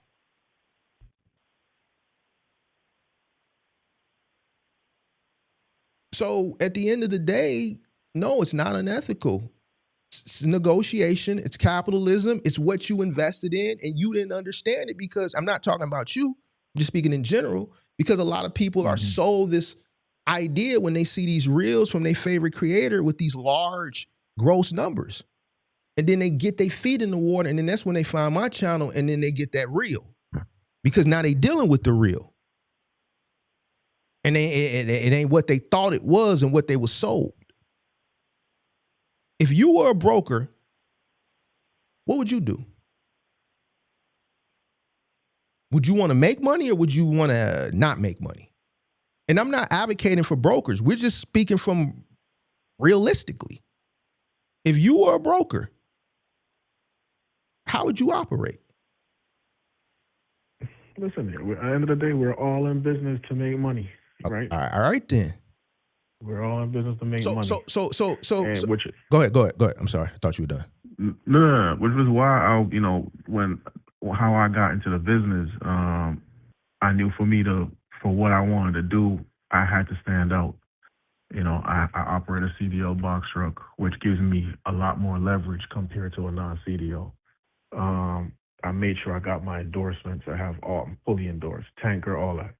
So it gives me access to different stuff that a regular person can't get to, right? And I've preached that to others, but whether it's a money thing for them, getting in their CDL or, just for some reason, getting your CDL, I guess, is just a bad thing for how other people perceive it. But it puts me in a different stratosphere compared to them. I can carry more weight. I mean, I guess for me, I run to Atlanta to Florida. I just pretty much do that loop and go to Florida with 32,000, pounds on my truck, because I'm legally able to.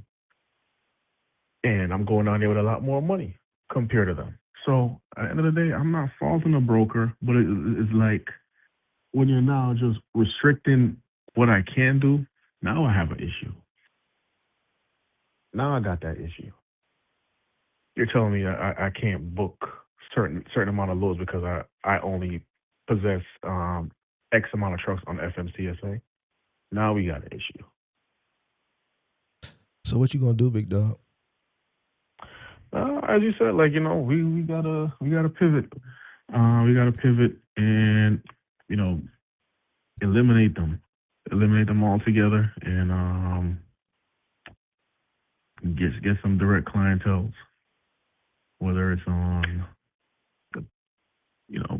like you said, like a final mile side or in this space. You should have been working on that the whole time, big dog. I agree. I'm not going to deny that. Just talked about that the other day. As far as, not putting all your eggs in one basket and not getting complacent. That was literally what I was covering Friday in one of those bullet points on the biggest lies. I did a whole lecture on that Friday. Complacency. Complacency is dangerous because in business, nothing stays the same forever, especially in something like OTR, trucking, even final mile, even moving. Listen, moving was fun. I'm not gonna lie, it was actually fun. I was I don't know if I was one of the test dummies, but I did it early on for from TaskRabbit. Mm-hmm. So I started with when I had my cargo van. So I had TaskRabbit, and that's where I was able to really play around with my hourly rate. And I was able to actually. Listen, man. I didn't make as much money, in my cargo van that I did in my box truck, but I had more peace of mind. There was less regulation. I was making real good money, less overhead expense, all of that. It was fun, and I got away from that because I moved from because I was in New York. I moved from there down to Atlanta. It's a different market. The cargo van space Mhm. was completely different, at that point in time. I mean, now you have Curry and all that stuff. I'm kind of regret that I even sold my Sprinter. Mhm. So I might end up, getting another one just for the hell of it. Mhm. But moving was fun, man. Moving was fun, but it took a toll on my body.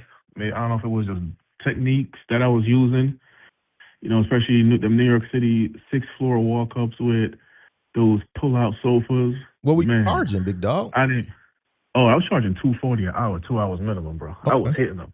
All right. So then I could send you a link to I my believe Fast you. profile. Listen, you 5 got stars you in New across the York. board, bro. You in New York, so I already know.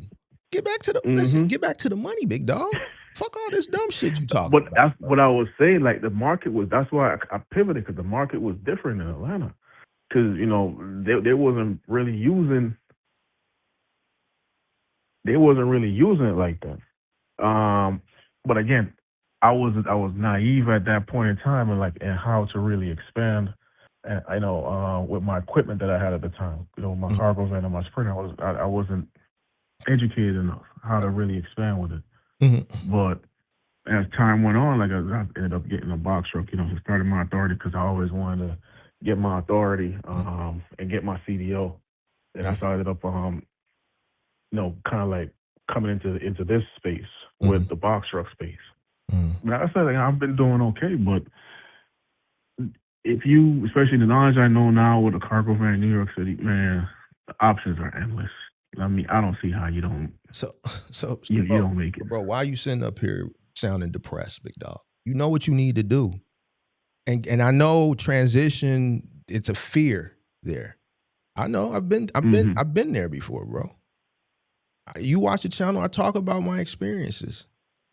I know what's holding you back. But you got to do what's best for the business. You got to meet the needs of the business, big dog. You have to meet the needs of the business. So you know what you need to do. Yes, sir.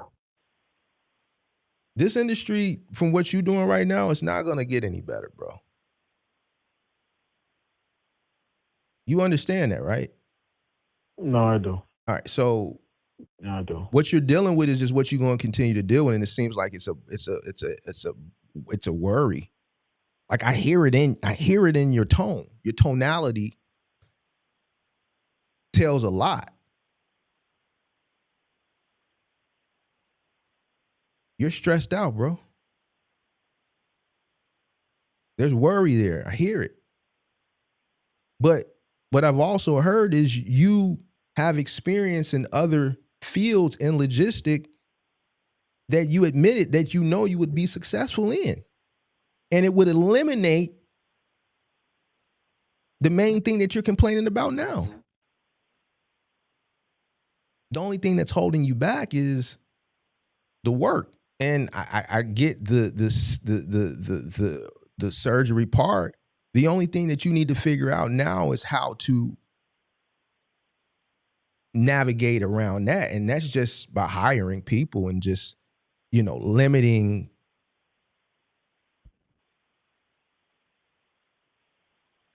the physical activity that you contribute. You see what I'm saying? I would be out there, but I would put myself in a role where I'm not doing the maneuvering and the twisting and the going up 6 flights. I'm more on the truck, packing the truck, loading the truck, because that way you're able to slide shit around, and you may have to lift some smaller things, but for the most part, you're not. The most physical shit is the stairs and maneuvering shit up the stairs. We go here in Chicago, we up 4 flights. New York, you saying 6. You see what I'm saying? Yeah. So, but we talking about $300, $400, $500 an hour, depending on the level of difficulty. Difficulty, correct. You know what I'm saying? So, yeah, listen, you're damn right about that. All right, so fuck it, bro. Like I don't give a fuck about no sore legs if I just clear what this motherfucker got to drive cross country in a week for, and I just did this in a few hours. Correct. Let's just come along with it. We gonna heal up. You're right about. You know what I'm saying? Getting that. You know about the Epsom salt, big dog. What we talking about? Getting that Epsom salt bath.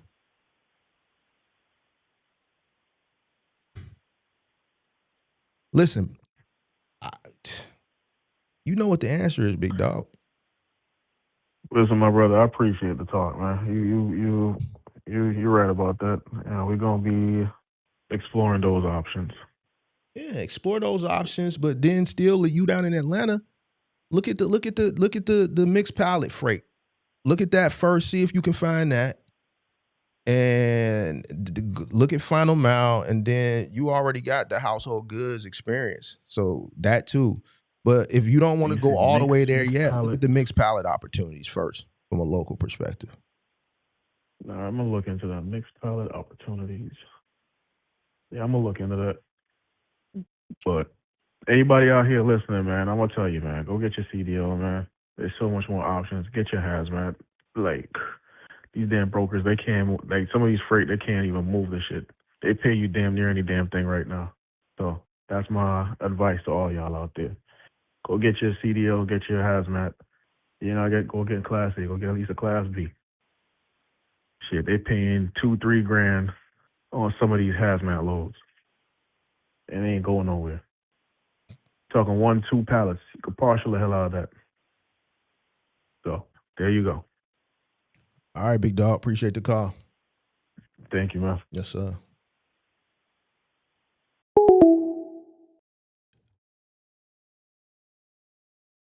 (312-772-5483).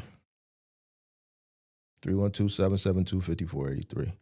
Shout out to Danny Wayne, man. Appreciate that super chat. Danny Wayne.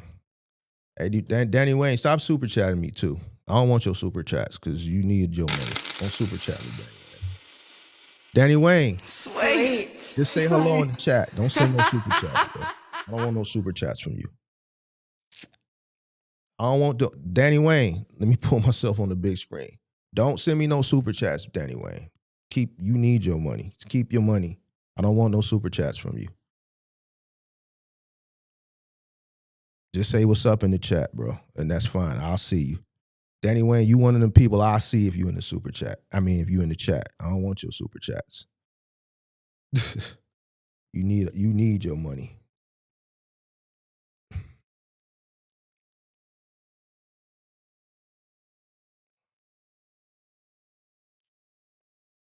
Let me put this back on the screen so I can marinate with a few people. 312-772-5483.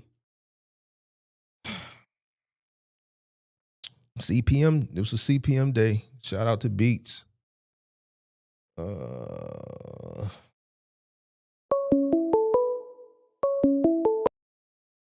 Yo, what down? Yo, what's good, brother? How you doing? What up, though? Where you from? You from here? Where you from? The south suburb somewhere? Yeah, I'm in Indiana now, but like 20 minutes from the city. You from Gary or something? Maryville? Nah. Roseland, man, 119th Estate. You from Roseland, but you in Indiana? Yeah, I'm in Indiana, yeah. Oh, but you from Roseland. All right then. Yeah. It's a little more calm out this way. 10-4. Yes, sir, man. I appreciate your content and all your wisdom, and I just started following you recently. And I've been a CDL driver for about 8 years, and over the road for about 2.5 as a car hauler, a Peterbilt 80-foot long truck. I just purchased my first box truck. This is my second attempt at doing it. I tried to get into it around COVID, and that failed miserably. The little 8-10 grand I had wasn't enough when those rates went up, and so back at it again, and I just purchased my first CDL box truck. And I've been not concerned, but I want to start off right. And I didn't. I went out my first week and discovered more things while I was carrying the load, and that's got me, put up for a minute. I got to wait for the state of Indiana to approve some documents. But I was calling just to kind of expedite this conversation. I know you got other listeners and stuff. I was calling because the cost per mile, as a new carrier, how do I assess that that number? Do I have to wait until, I do some loads, or do I get like a guesstimated amount first and then Factor kind in of the current compare it? cost that you have. You can only do what you have. So factor in your current costs, your current fixed and whatever current variable costs that you have, which is probably not many. I don't know if you bought the truck outright or if you're renting the truck. But I had a lender. I got a note. okay, so then there you go. So you have some costs, and then as you run, the CPM is going to change, right? So as you run, then you're going to update it often. I don't know how you might want to do it. You might want to do it weekly. You might want to do it monthly. So you can definitely calculate with what you have right now, and then as you run, then obviously it's going to change, and then your CPM is going to change as you calculate it. Okay. As you accrue. And like, go ahead. right. My apologies. I was just curious, like I said, I've been driving for 8 years, so I'm not new to the road, but to this side of the business, and just as you were speaking When about you say earlier, this side, from an this side. owner perspective, you've been a company driver, I'm assuming. Yeah, I've been a company driver for the last 8 years. Right. Okay. Yeah, company driver, and so I just want to start off right and efficient. And I'm just, like I said, I just kind of started following you, so I know I probably got some homework to do, and I know you probably don't want to be the dead horse, but I'm just curious, a couple of nuggets on how to proceed. Right now I'm leased on to a dispatcher, so that my authority can season. And like I said, I just want to make the right move so I can. Who's driving the truck? You driving the truck? Or you got a driver? No, I'm driving, man. I don't really trust too many people right now. So you I quit? know I'll go hard. You quit your job? Yes, sir. Why'd you do that? I'm just curious. Because based on my studies in the industry, I felt like it would be more profitable for me to run it myself primarily, get the experience before I start putting people into it. And the way that the corporate job was working, or the company driver job, it was just a lot of little things that started hindering my ability to grow. I grossed 100. You're local, right? When you were a company, right? No, I was over the road. I was a car hauler. That's right. For a company You was yeah. Okay. 2 years I was with them. They had a contract with CarMax. Okay. 6 figures, it was good money, but I made $15,000 more in the end of 2025 than I did the year before, and it didn't feel like it at all. Mm-hmm. It actually felt like I made less, and so I just How much? kind of stepping out on faith. I'm sorry. How much did you make last year? 122. All right. So with the box truck, how much you looking to make? 180 to 2. How much you looking to make? As the driver? As an employee? 60, 70. Starting out, I mean, I do have aspirations for more, of course. But I'm gonna let you sit on that for a minute. I gotta go use the bathroom. I'll be back. Give me like 2 minutes. A minute. Yes, sir. All right. I'm here.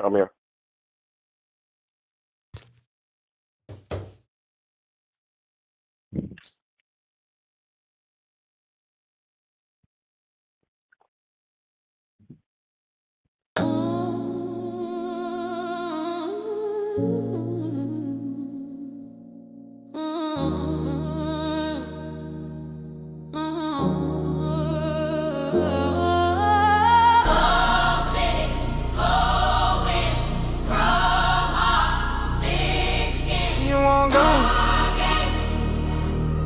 Step in. I ain't your hero, I'm a mirror. Everything you scared of getting clear. You want lit, I want legends. I want taking treasure, not a tensive pleasure. You want likes, I want leverage. Talk goes, where the evidence? You post quotes, I post statements. My spreadsheets read like a sentence, yeah. I seen boys turn to bosses. New teeth, same losses. New chain, same habits. New lane, same traffic. You can't fake what the math said. Them graphs cut deeper than a clapback. I don't argue, I just tab that. You want smoke, I want call back. I'm argumentative, not your mascot. I don't hype you, I hold that stopwatch. You say pressure, I say practice. You say block, I say back to the basics, yeah. Numbers don't lie, you just don't listen. You want vibes, I want vision. All that flash. Yeah, I'm back. Yes, sir. You said 70? Yeah, starting off, I'm trying to be modest with it, and just build the business. So I'm willing to make whatever sacrifices I need to make sure that it thrives and I can eventually scale up. and get out of the truck. You want to make 70 the first year. That's what you want the business to be able to pay you as an employee. Right. I mean, I would go higher, but I'm saying that number because, like I said, I'm willing to put everything into this. You know, it's a faith move for me. I've looked at numbers. Of course, I'm not the foremost authority on those things, so I haven't experienced this part. But I'm willing to take less in order for the business to expand more. Oh, yeah, you're going to take less, all right. That's a lot of money to make with just one truck. And when I say make, as far as paying yourself, it's not realistic. You think it's not realistic? What do you think something would be more aligned with Less what than that that. looks like in Like reality? I got a person in my Discord that's got 6 trucks and he's paying himself $75,000. Mm. At my height, I was paying myself $200,000 with over 10 vehicles. Right. So you almost at $100,000 with one. I see. So, well, you know, that's why I was calling in, man, to get your perspective because I don't know this side of the game. yeah, you And figure. So let's look at it like this. What are you expecting based on your research? What are you expecting the truck to gross? I'm expecting the truck to gross anywhere from 180 minimum to 250. Okay, realistically, first year. The truck? Yeah. To clear 6 figures. 250 is really, really, you know, I'm not saying it's not possible. There's trucks that do that over the road, but first year. So let's say 175. Mm-hmm. Let's say 175, okay, which is good. Right? Right. How much do you think it's going to cost to operate?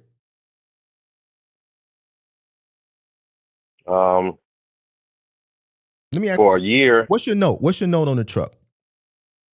My note is 815. 815. And based on your research, you're running really, really hard to make this 175. About what percentage of that is going to go to fuel? On average.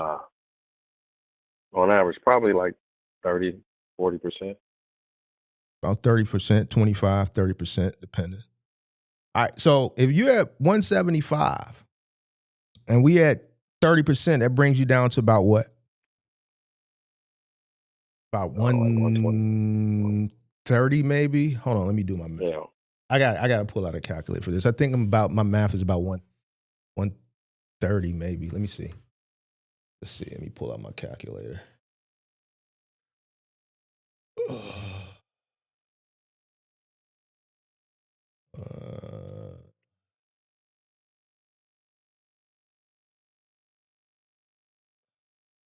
122.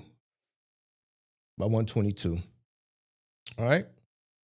All right. So now you got another 8 what for your note? 815 for the note.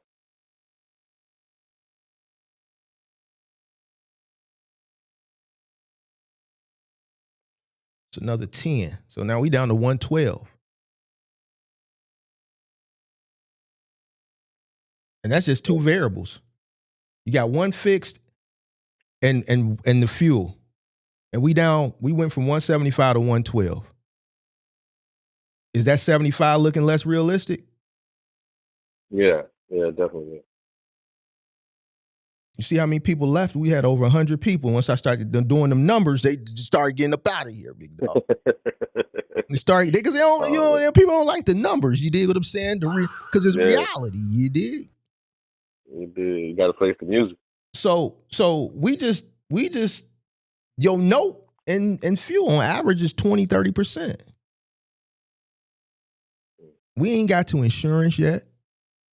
We ain't got to incidentals, maintenance, tolls, food, factoring fees, log, accounting. It's a lot of variables, bro. So, I'm sorry. They still leaving. Shit up Bro, on- the more we talk about these numbers, it went from 100 and something to we down to 80 people. They ain't like that, big man. dog. They ain't like how when we talked about that fuel and this shit just started to get into reality, big dog. They didn't want to hear that. Right. Yeah. Fight or flight. They flying out. Getting up out of it. They're getting up out that jam. It's getting up out that jam. They stuck around while I went to the bathroom. They waited. They stuck around. Once them numbers started to come, they got up out of here. Broke out that calculator, it was over. Yeah. Yeah. So let me ask you real quick, man. What do you think would be the best mode of action? You know, just starting out new on this gate. Like, just prepare myself to take less. Bro, a lot less, bro. Okay. And let me ask you about the food. You mentioned food is a variable.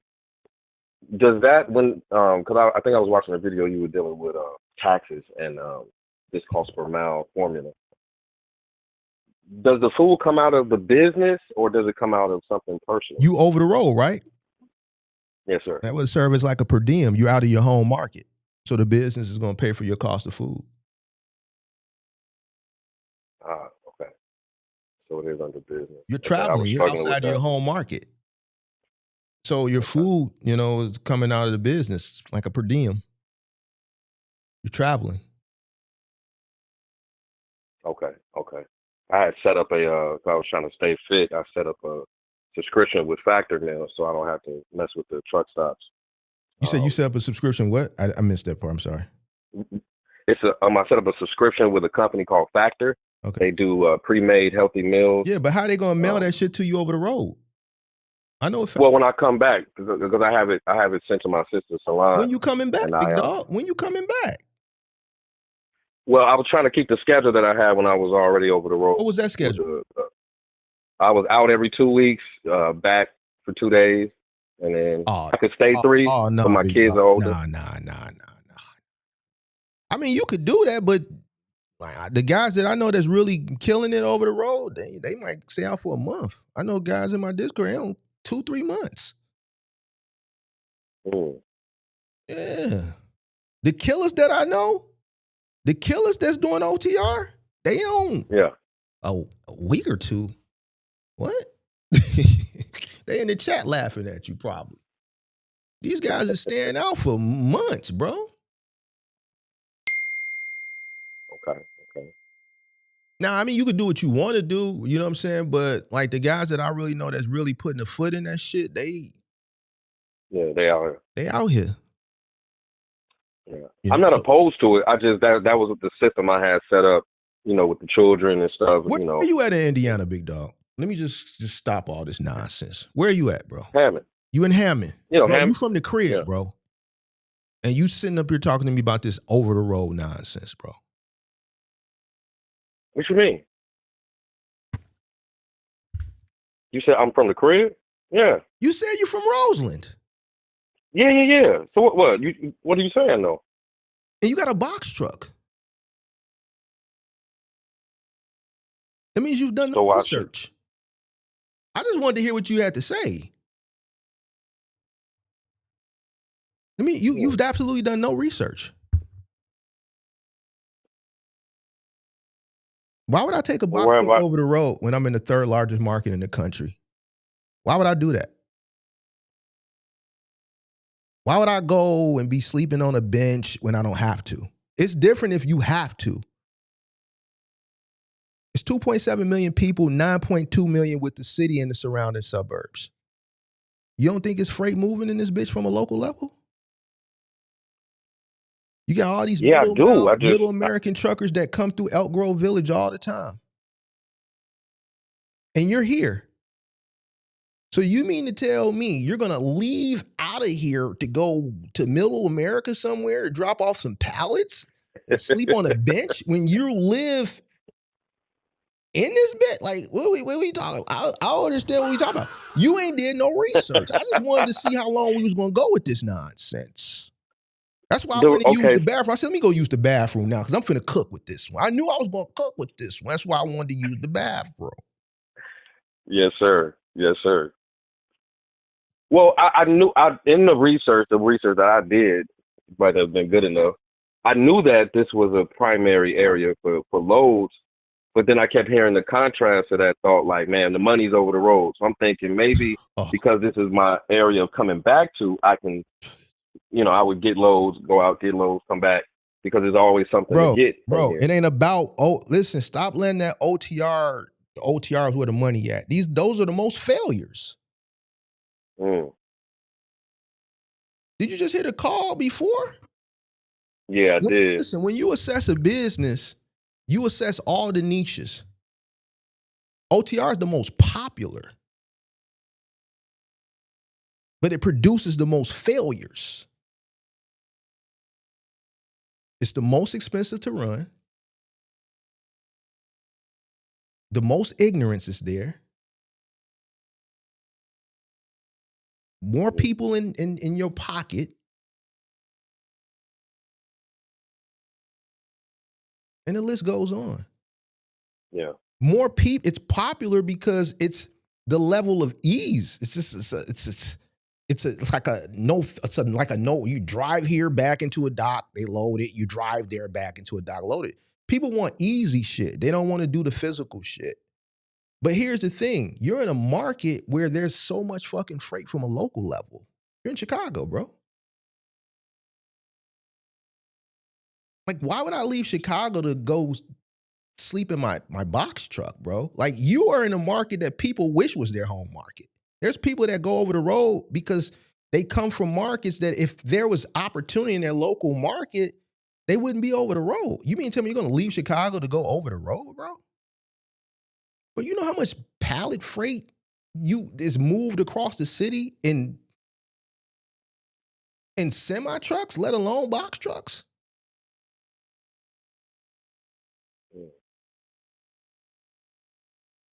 I think I just didn't. No. We're the intermodal capital, bro.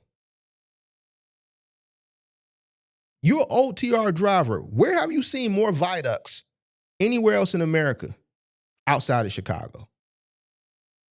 No, No. Let's keep it a buck. BC, now I got to educate you, bro. From you OTR guy, where have you traveled? Where have you seen more viaducts? Places I travel here. That's Okay. like that. We're the intermodal capital, bro.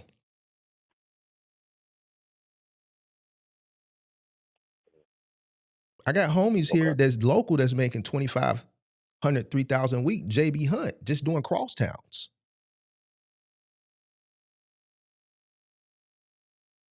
Company drivers, just doing crosstowns. Bedford Park to 47th Street. This rail yard to that rail yard. They got work like that for box trucks? I used to do the intermodal. Box trucks, bro.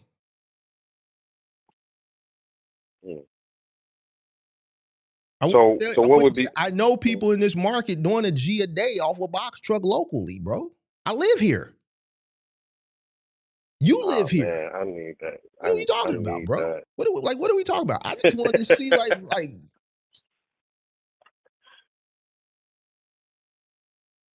box truck. Man, that's why I'm on the phone with you, bro. He moved here. I don't understand, bro. I made my money here. What are we talking about, bro? I was born in Rush Presbyterian. I'm from here. Went to the V. What are we talking about? If it's in any market I could tell you about, it's going to be this market. If it's any market that I know inside and out, it's this market.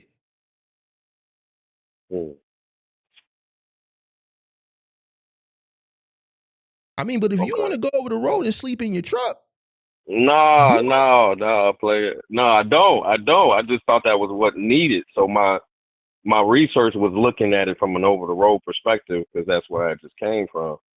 And like I said, maybe it's bad information from some of these other content creators. Maybe the things I've looked at, but I was just under the impression like, okay, this is what you got to do to make it. I knew that Chicago was lit. That was one of the primary reasons I was like, yo, you can do this. You from here. You right around the way. But I don't know. I guess I just didn't believe that the local. I thought, I guess I was still thinking with a company mindset. Like I got to start off over the road and then I can get some seniority and come back None of home the and homies find that something on drive a semi contract. trucks are over the road, bro.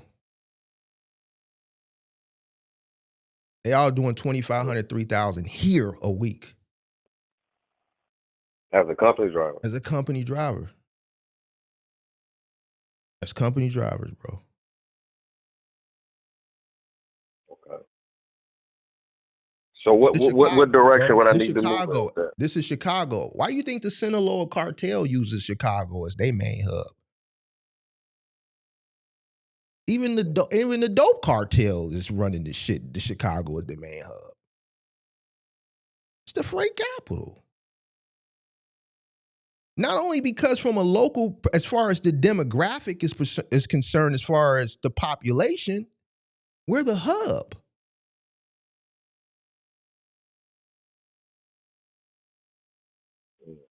Intermodal, we're number one. Everywhere you go, it's a goddamn viaduct.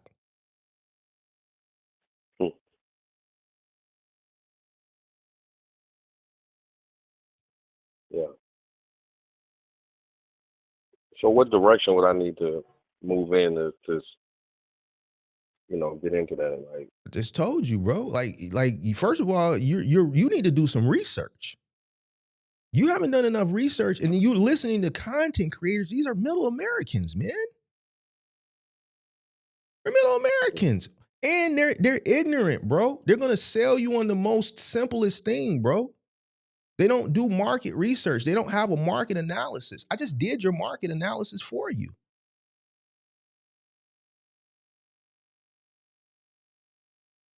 There's no way I would have a box truck and I'm finna be sleeping on a bench, bro, eating out of a truck stop. And I live in Chicago. What are we talking about, bro? I'm gonna go get me. If I don't want to do move in the final mile, I'm finna go get me a local curbside. I'm finna go get me some mixed pallets. I'm finna be dropping off mixed pallets. Make me a quick 800-900 a day. Be home by 2.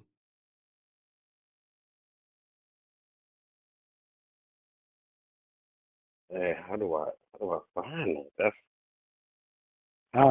Okay. Research. Gotcha, man. Now, if you want to go over the road, go ahead, bro. Be my guest. Nah, man, I got 3 shorties, man. I ain't trying. I don't. Stop I you, definitely bro. don't. You might just want to go out and see the green pastures.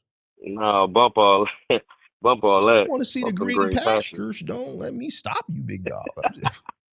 You know what I'm You saying? funny as hell, man. No, for sure. I appreciate that information. Hold man. on, big dog. Hold on.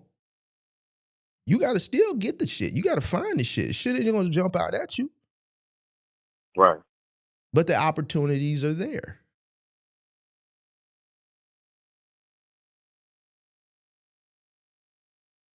Yeah. Now,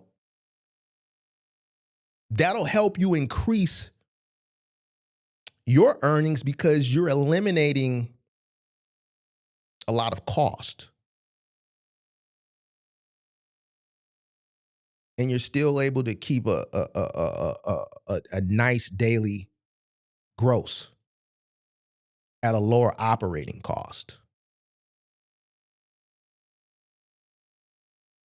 Does that make sense to you? Do you understand how? Yes, because I'm minimizing the travel and the fuel expenses, and I'm able to concentrate Insurance more of costs that can money. go down. A lot of costs are going to go down because you're minimizing your radius. And depending on what you're able to land, if you get something like, say, if you get a local dedicated, like a mixed pallet route curbside, if you get in the city, your route is going to be dense, really dense. You know what that means? What was that mean? Dense? Oh, yeah. Do I know what the word dense means? Yeah. Do you understand Yes, what your route, if you were able to get in the contract and on a local level, like mixed pallet curbside, your route being dense? Yeah. You said no? No. I said yeah. I understand.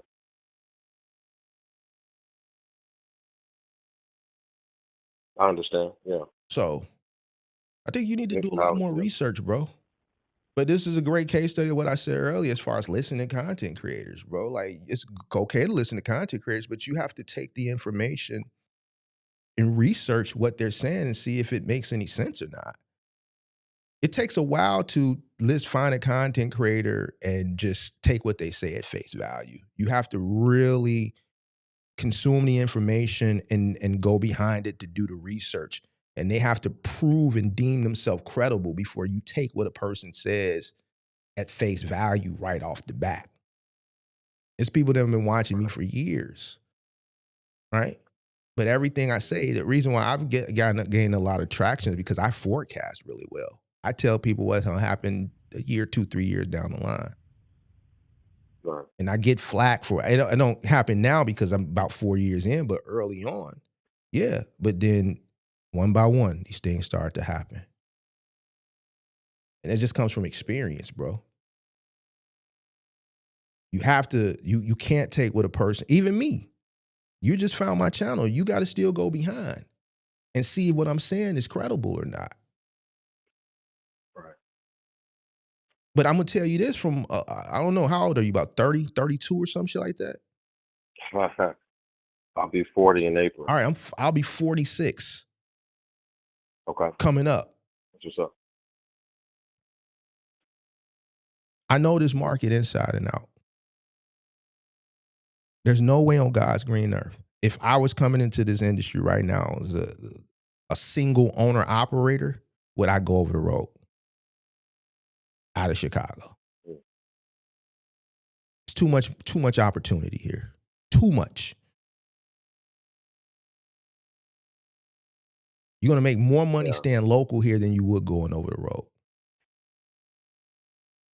Facts. Oh, that's encouraging. That's encouraging. I'm getting on my studying now. I was taking a few notes from what you've been saying, so I really do appreciate it, bro. So yeah, I think you need to go back to the drawing board. Do like your research. First thing you need to do is a business plan, so that you can do a market analysis, so you can understand what I'm saying. I don't think I think you hear it, but I don't really think you understand what I'm saying. So that's why you need to do the business plan and then do the market analysis so you can see the opportunity. There's 9.2 million people. Yeah. You don't think there's pallets moving from Elk Grove Village to the south side of Chicago? Oh, yeah. Or to the west side of Chicago?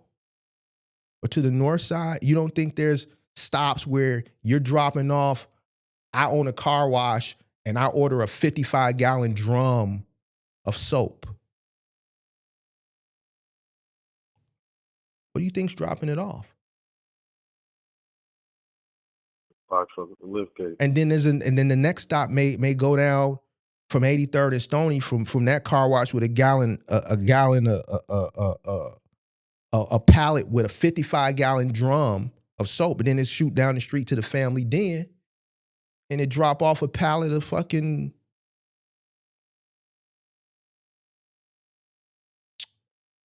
I don't know, fucking shot glasses or some shit like that. Yeah. Then it go around the corner to Chicago State, and it may have 2 pallets of copy paper. Yeah. But all this shit is coming through a terminal out in Elk Grove Village or Schaumburg or Woodridge.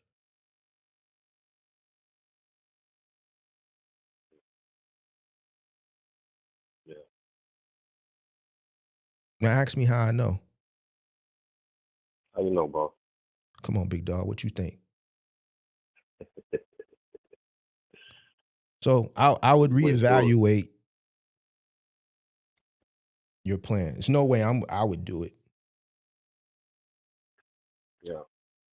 No, that makes sense. You just definitely opened up a new realm in my brain about what I need to be doing, in the direction I need to move in. Like I said, I just started. The 16th was my last day, and now I'm here. So, I'm gonna go and dig into what you just opened me up to, man. But you I gotta appreciate find it, big dog. They out here. You gotta go find the shit.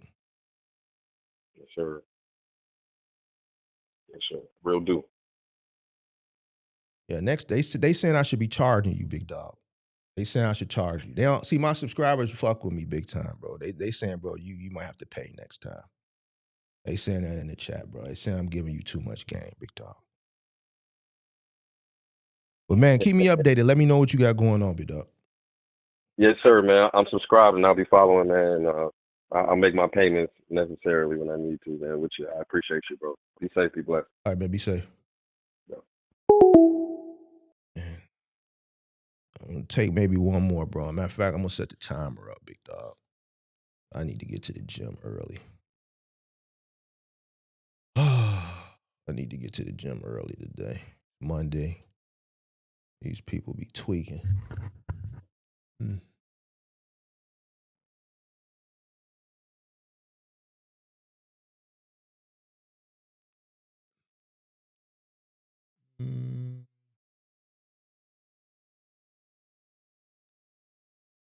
Timer. We're gonna take one more call and then we out of here. One more call and then we outie 5,000 G. All right. All right. Man, research, man. Research is very, very important, bro. Like, more, y'all have to research, bro. Y'all not doing enough research. And this isn't, like I said at the beginning, another contributing factor to the failure rate. You got people that are in large markets ready to go over the road. That shit crazy. Ain't no way in the world. Ain't no way in the world. All right, we're going to take one more call. Or we may not take one more call. If the clock tick down, I'm out of here. I ain't bullshitting you either today. I gotta go. I gotta go. Yeah, dig. But I'll take one more. I'll just let him go over the road.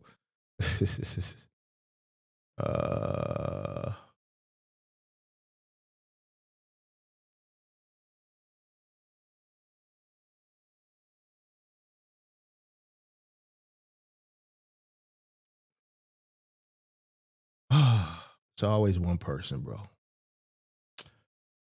I don't know about capital market. LOL emoji. CA moved 40% of the entire country. What was the keyword that I used when I spoke to the young brother? What was the keyword that I used when I spoke to the young brother? California is a hub because of the ports. There was a word that I used. Started with an I. It started with an I. A lot of the shit that comes in from the ports, when the trucks pick it up, they take it to another form of transportation and logistics.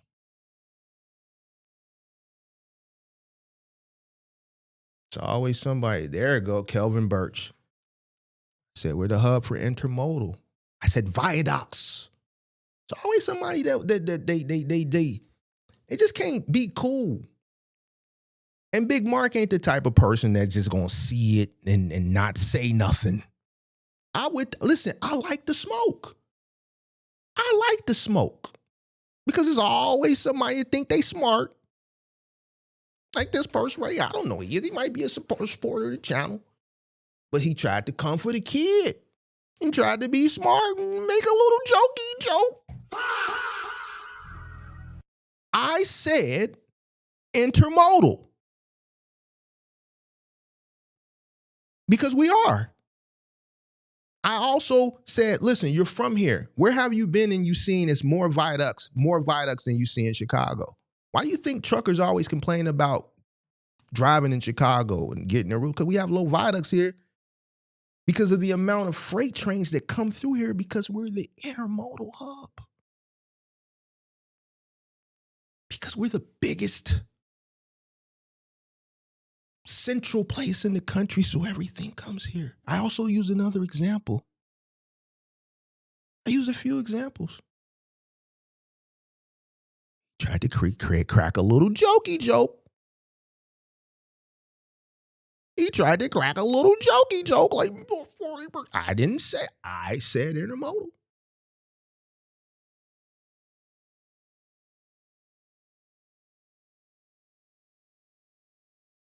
I said, man, my homies is making $2,500, $3,000 doing crosstown from rail yard to rail yard. I said rail yard to rail yard.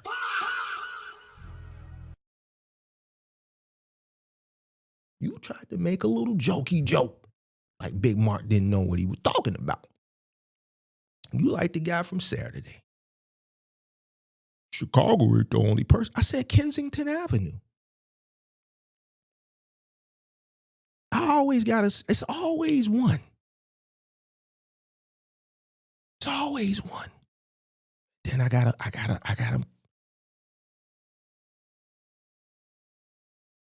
We know California is a hub because you're on the coast, so the ships from the ocean aspect of freight, yeah, they're gonna hit the docks.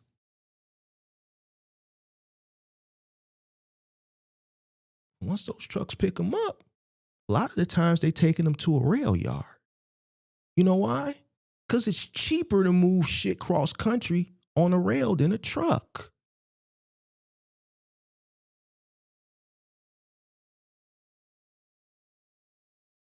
No, he here, Ty. He just quiet. Quiet now. Because Big Mark own that. And you can't come back because Big Mark right. And then when they get on the rail, it's a high probability they're coming through Chicago.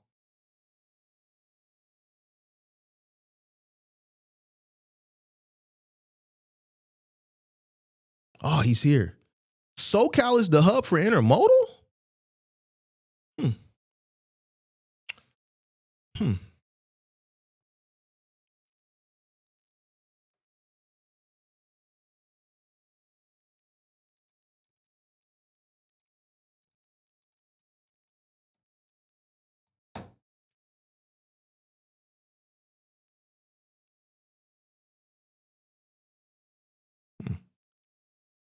Oh boy, these guys. These young whippersnappers. Chicago, Illinois is the undisputed major hub for intermodal transportation in North America. Listen. This is why I'm him. See, I try to be humble, bro. I come on here, I try to do my little thing. But there's always a motherfucker that some young whippersnapper that try to come at the old man, the unk. I'm unk. You just gotta let unk be unk and just accept the knowledge. Ain't nothing but a simple Google search going, you know what I'm saying? Ain't nothing but a little simple little Google. What I told y'all the other day, motherfuckers walking around with a phone in their pocket, the information highway in their pocket, and they don't use it. Little whippersnapper. He still want to talk. And he just Google. It just came right up. They said undisputed. Fuck is you talking about? It says undisputed, nigga. That means you can't even compete. Man, we see you from we respect you from California, and that's all good, but you ain't. Get your emotions out. This is logic, bro. You should have did when I pulled your shit up and I challenged and I said you was wrong. You know what you should have did? What a smart motherfucker would have did? Wait a minute, hold on. Big Mark calling me out. Let me go Google. Let me get to my Googles. Let me go do my Googles. Nah, you didn't want to do your Googles. So then you came back. So I said, man, this motherfucker trying to make Big Mark look like I got 100 people in here. Hold on. Let me just go ahead and do the Googles for him. Let me do the Googles for him, big dog. Let me do the Googles for him. I did the Googles for you, bro. And they said undisputed. What is we talking about? Listen. I love this shit, bro. Because we could be going back and forth on some dumb shit, but I love this. I love it. Little whippersnapper, you. You're a little whippersnapper. You're a little whippersnapper out here trying to challenge Big Mark when it came to some information. You're a old whippersnapper, you. A little middle American. Man, he ain't even no middle American. He from California. I get it, you trying to hold it down for SoCal. But big dog, y'all just got to accept the ports. When it come to this over here, we the big dog. Y'all the big dog when it come to that. We the big dog when it come to this. Y'all can't be the big dog of everything.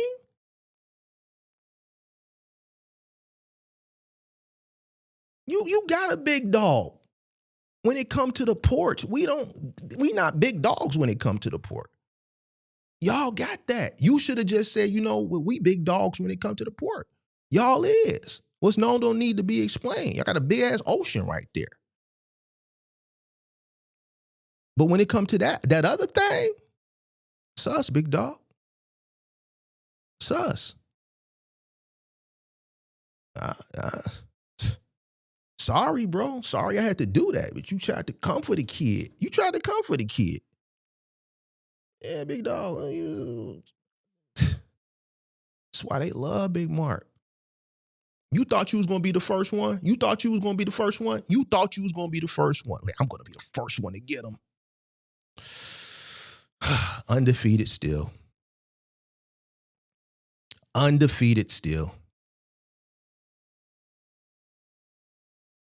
It was a good, I can't even say it was a good try.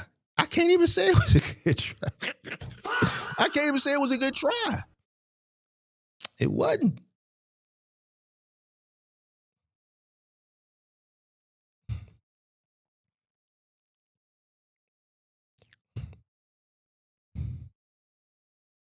Let me put it back up there so you won't ever forget it. Let me put that back up there so you won't ever forget what you put up there. I just want you to see it again. And that's why down here I said, what was the key word that I used, everybody, that clearly went over his head? Then we scroll down, and then you see them one by one. Boom, boom, boom, boom. So there's different things, there's different modes in logistics. And clearly when I said intermodal, you don't really understand what that is because you wouldn't have said this crazy shit.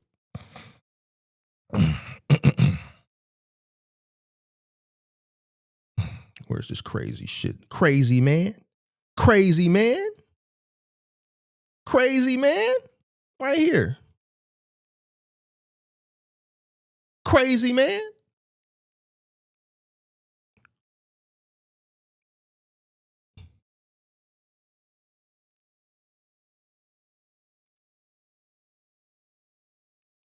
Crazy man.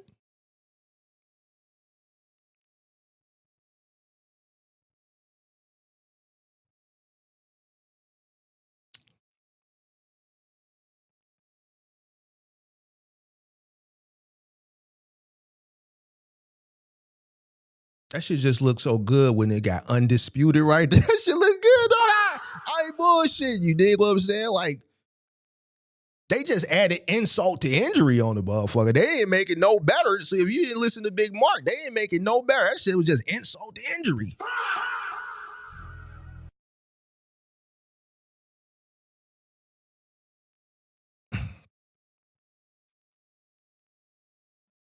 You think I would live here and not know that? You think I'm just going to be up here talking ignorantly in my own home market? Like I don't know my market? For me to say that means I know it. It's crazy to me how people always like to talk about other people's markets instead of their own. It goes back to what I said in the lecture earlier. People are worried about things. But the thing is, I understand the different modes. I understand the strong areas in different modes because I understand logistics. Why do you think Chicago is the hub? It's the largest city, centrally located. It's a distribution hub. Even the legal organizations use Chicago as their hub. The Sinaloa cartel, this is their hub.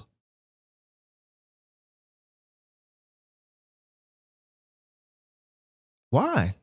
For the same reason it's the transportation hub from an intermodal perspective.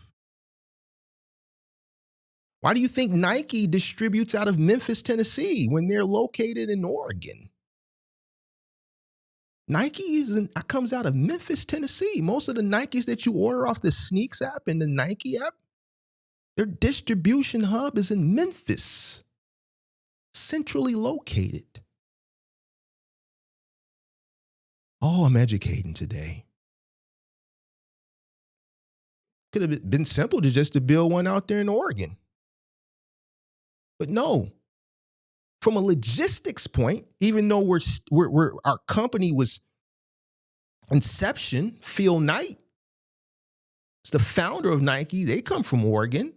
Their corporate headquarters, their campus remains in Oregon. But from a logistics standpoint, it doesn't make sense to distribute from Oregon. It's way on the end of the country. So they put it in Memphis because it's centrally located.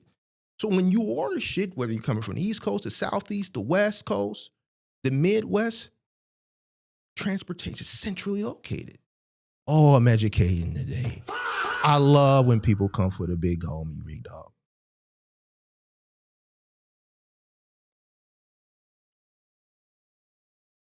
Who's talking about import? See, if you go back and listen, when we're talking from a local perspective, I said we're the intermodal capital. And then you said, this is why I'm heating your ass up right now. Don't try to push the goalpost, Big Dog. That's why I said, what did I say that was the key word? And I didn't say it. I wanted other people to say it. And that's why they started saying it. You said this crazy ass shit. You said this crazy ass shit. I didn't tell you to say this crazy ass shit, crazy man. You said it because you didn't think before you spoke. You didn't comprehend the conversation. There were key words that were used. But I'm going to lay off you now. I'm going to lay off you. I'm gonna lay off you now. I think I got my point.